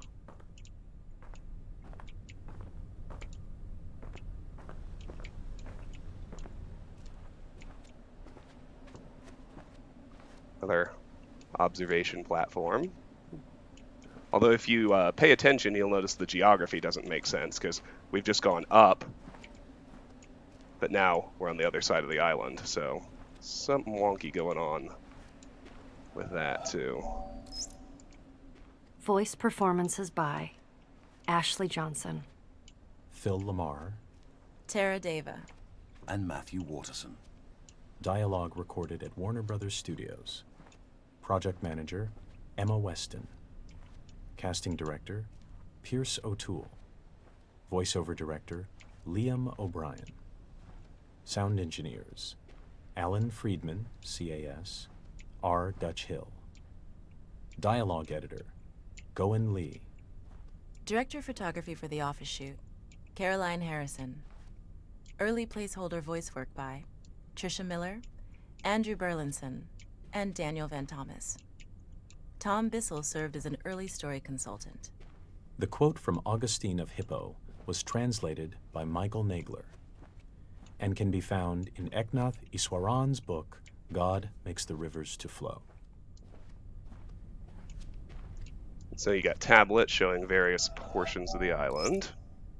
in-house playtesting by Francis Dooling, Michael Calandra, Timothy Steen. Thanks to our friends who helped playtest: Daniel Ben-Mergui, Mark Ten Bosch, Vi Hart, Chris Hecker, Brian Moriarty, Chris Butcher, Aaron Robinson, Jeff Roberts, Juan Chun. You can see, like, suitcases. So it's, like, really hitting the kind of resort theme, which is strange. Special thanks to our friends at Sony: Nick Sutner, Adam Boyes, Justin Massengill, Alessandro Bevenzi.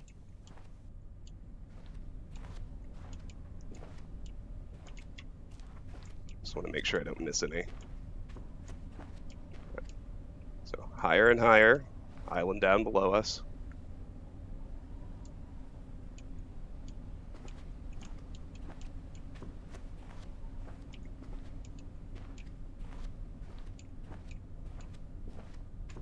So remember all those audio logs in the caves that were like talking about people taking trips to the island, things like that? I don't really know what to make of a lot of this, but I will say it's at least interesting.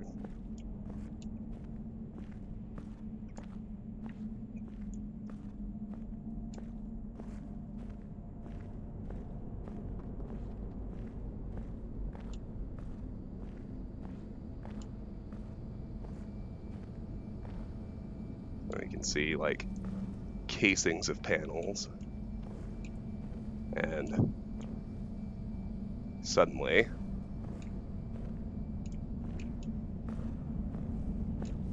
you're seeing like what appears to be an image, like a photo still, not an in-engine image. We'll just keep on walking out.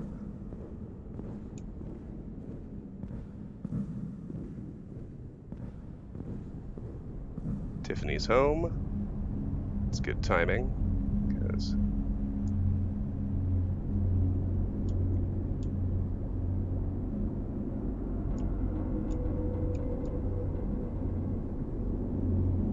got a buoy here and a floating statue. Looks like he's falling.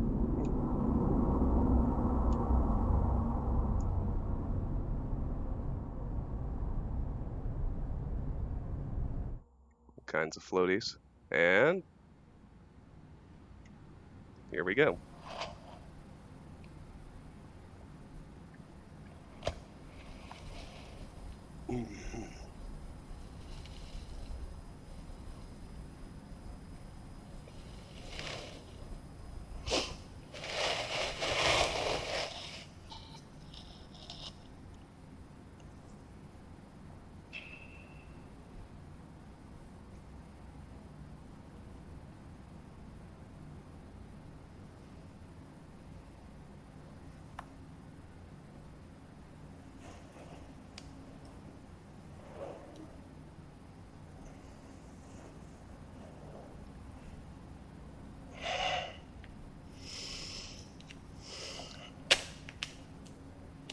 hooked up to something.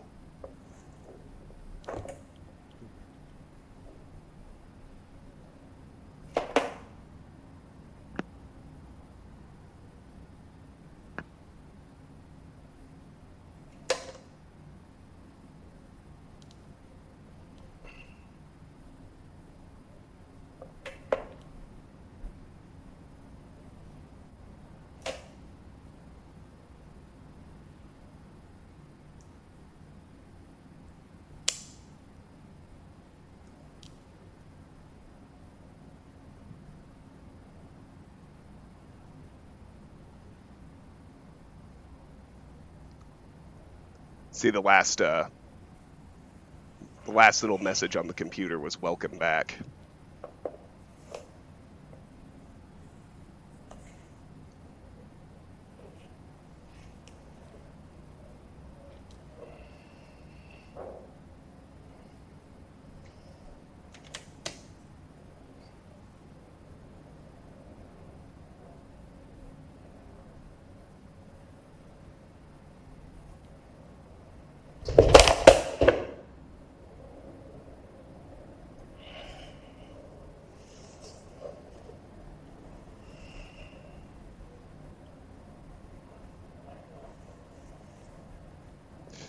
Apparently he's been out a while. His legs aren't working.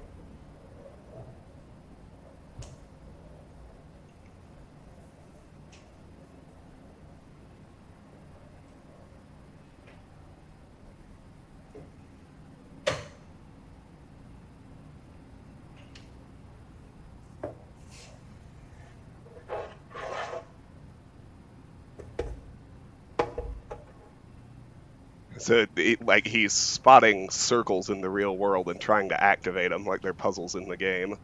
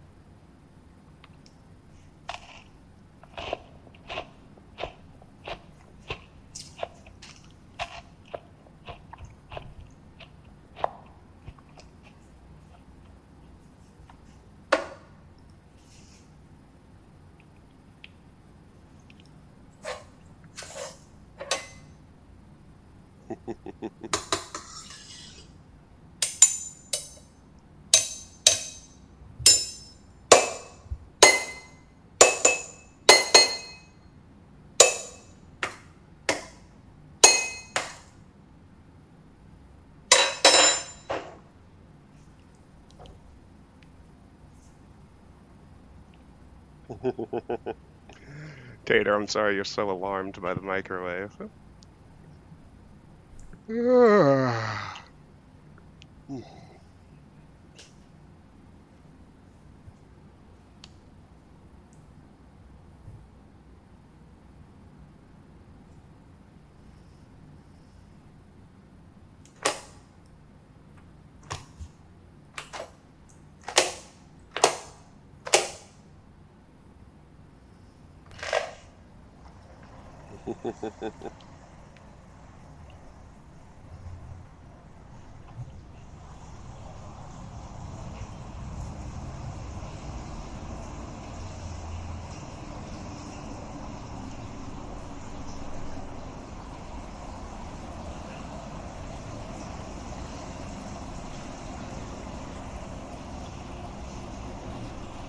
So you look around and you notice he's in the real world, but looking at things that would be environmental puzzles, right?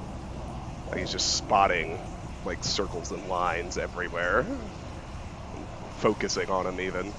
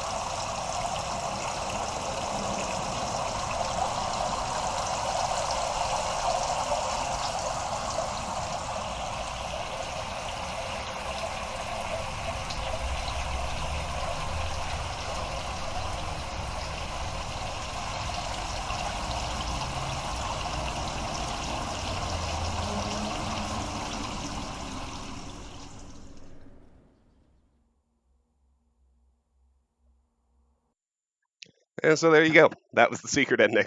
And that's it for Let's Play The Witness. Finally, third time's a charm, just like I said.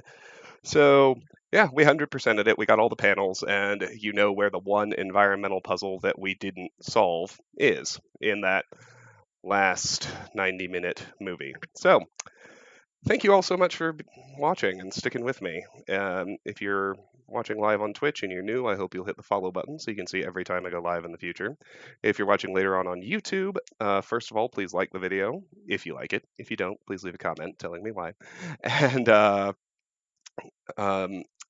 hope if you enjoy it, you'll subscribe to the channel. I know that it can be difficult to catch live streams, but everything I do makes its way to the channel. So if you subscribe, you don't need to worry about missing anything. Finally, regardless of the platform you're on, I hope you will join our Discord server. The link to do so is in the Twitch channel description. It's also in the YouTube video description. The Discord is where I make official channel announcements. It's where we discuss what you'd like to see me play, and it's where there's simply a fun, growing community of people who love video games just like you and me. Next stream, probably tomorrow evening, probably back to Adventures of Stacy and working on Nightmare Alien Isolation. So, hope to see you all then. Take care. Enjoy the rest of your week.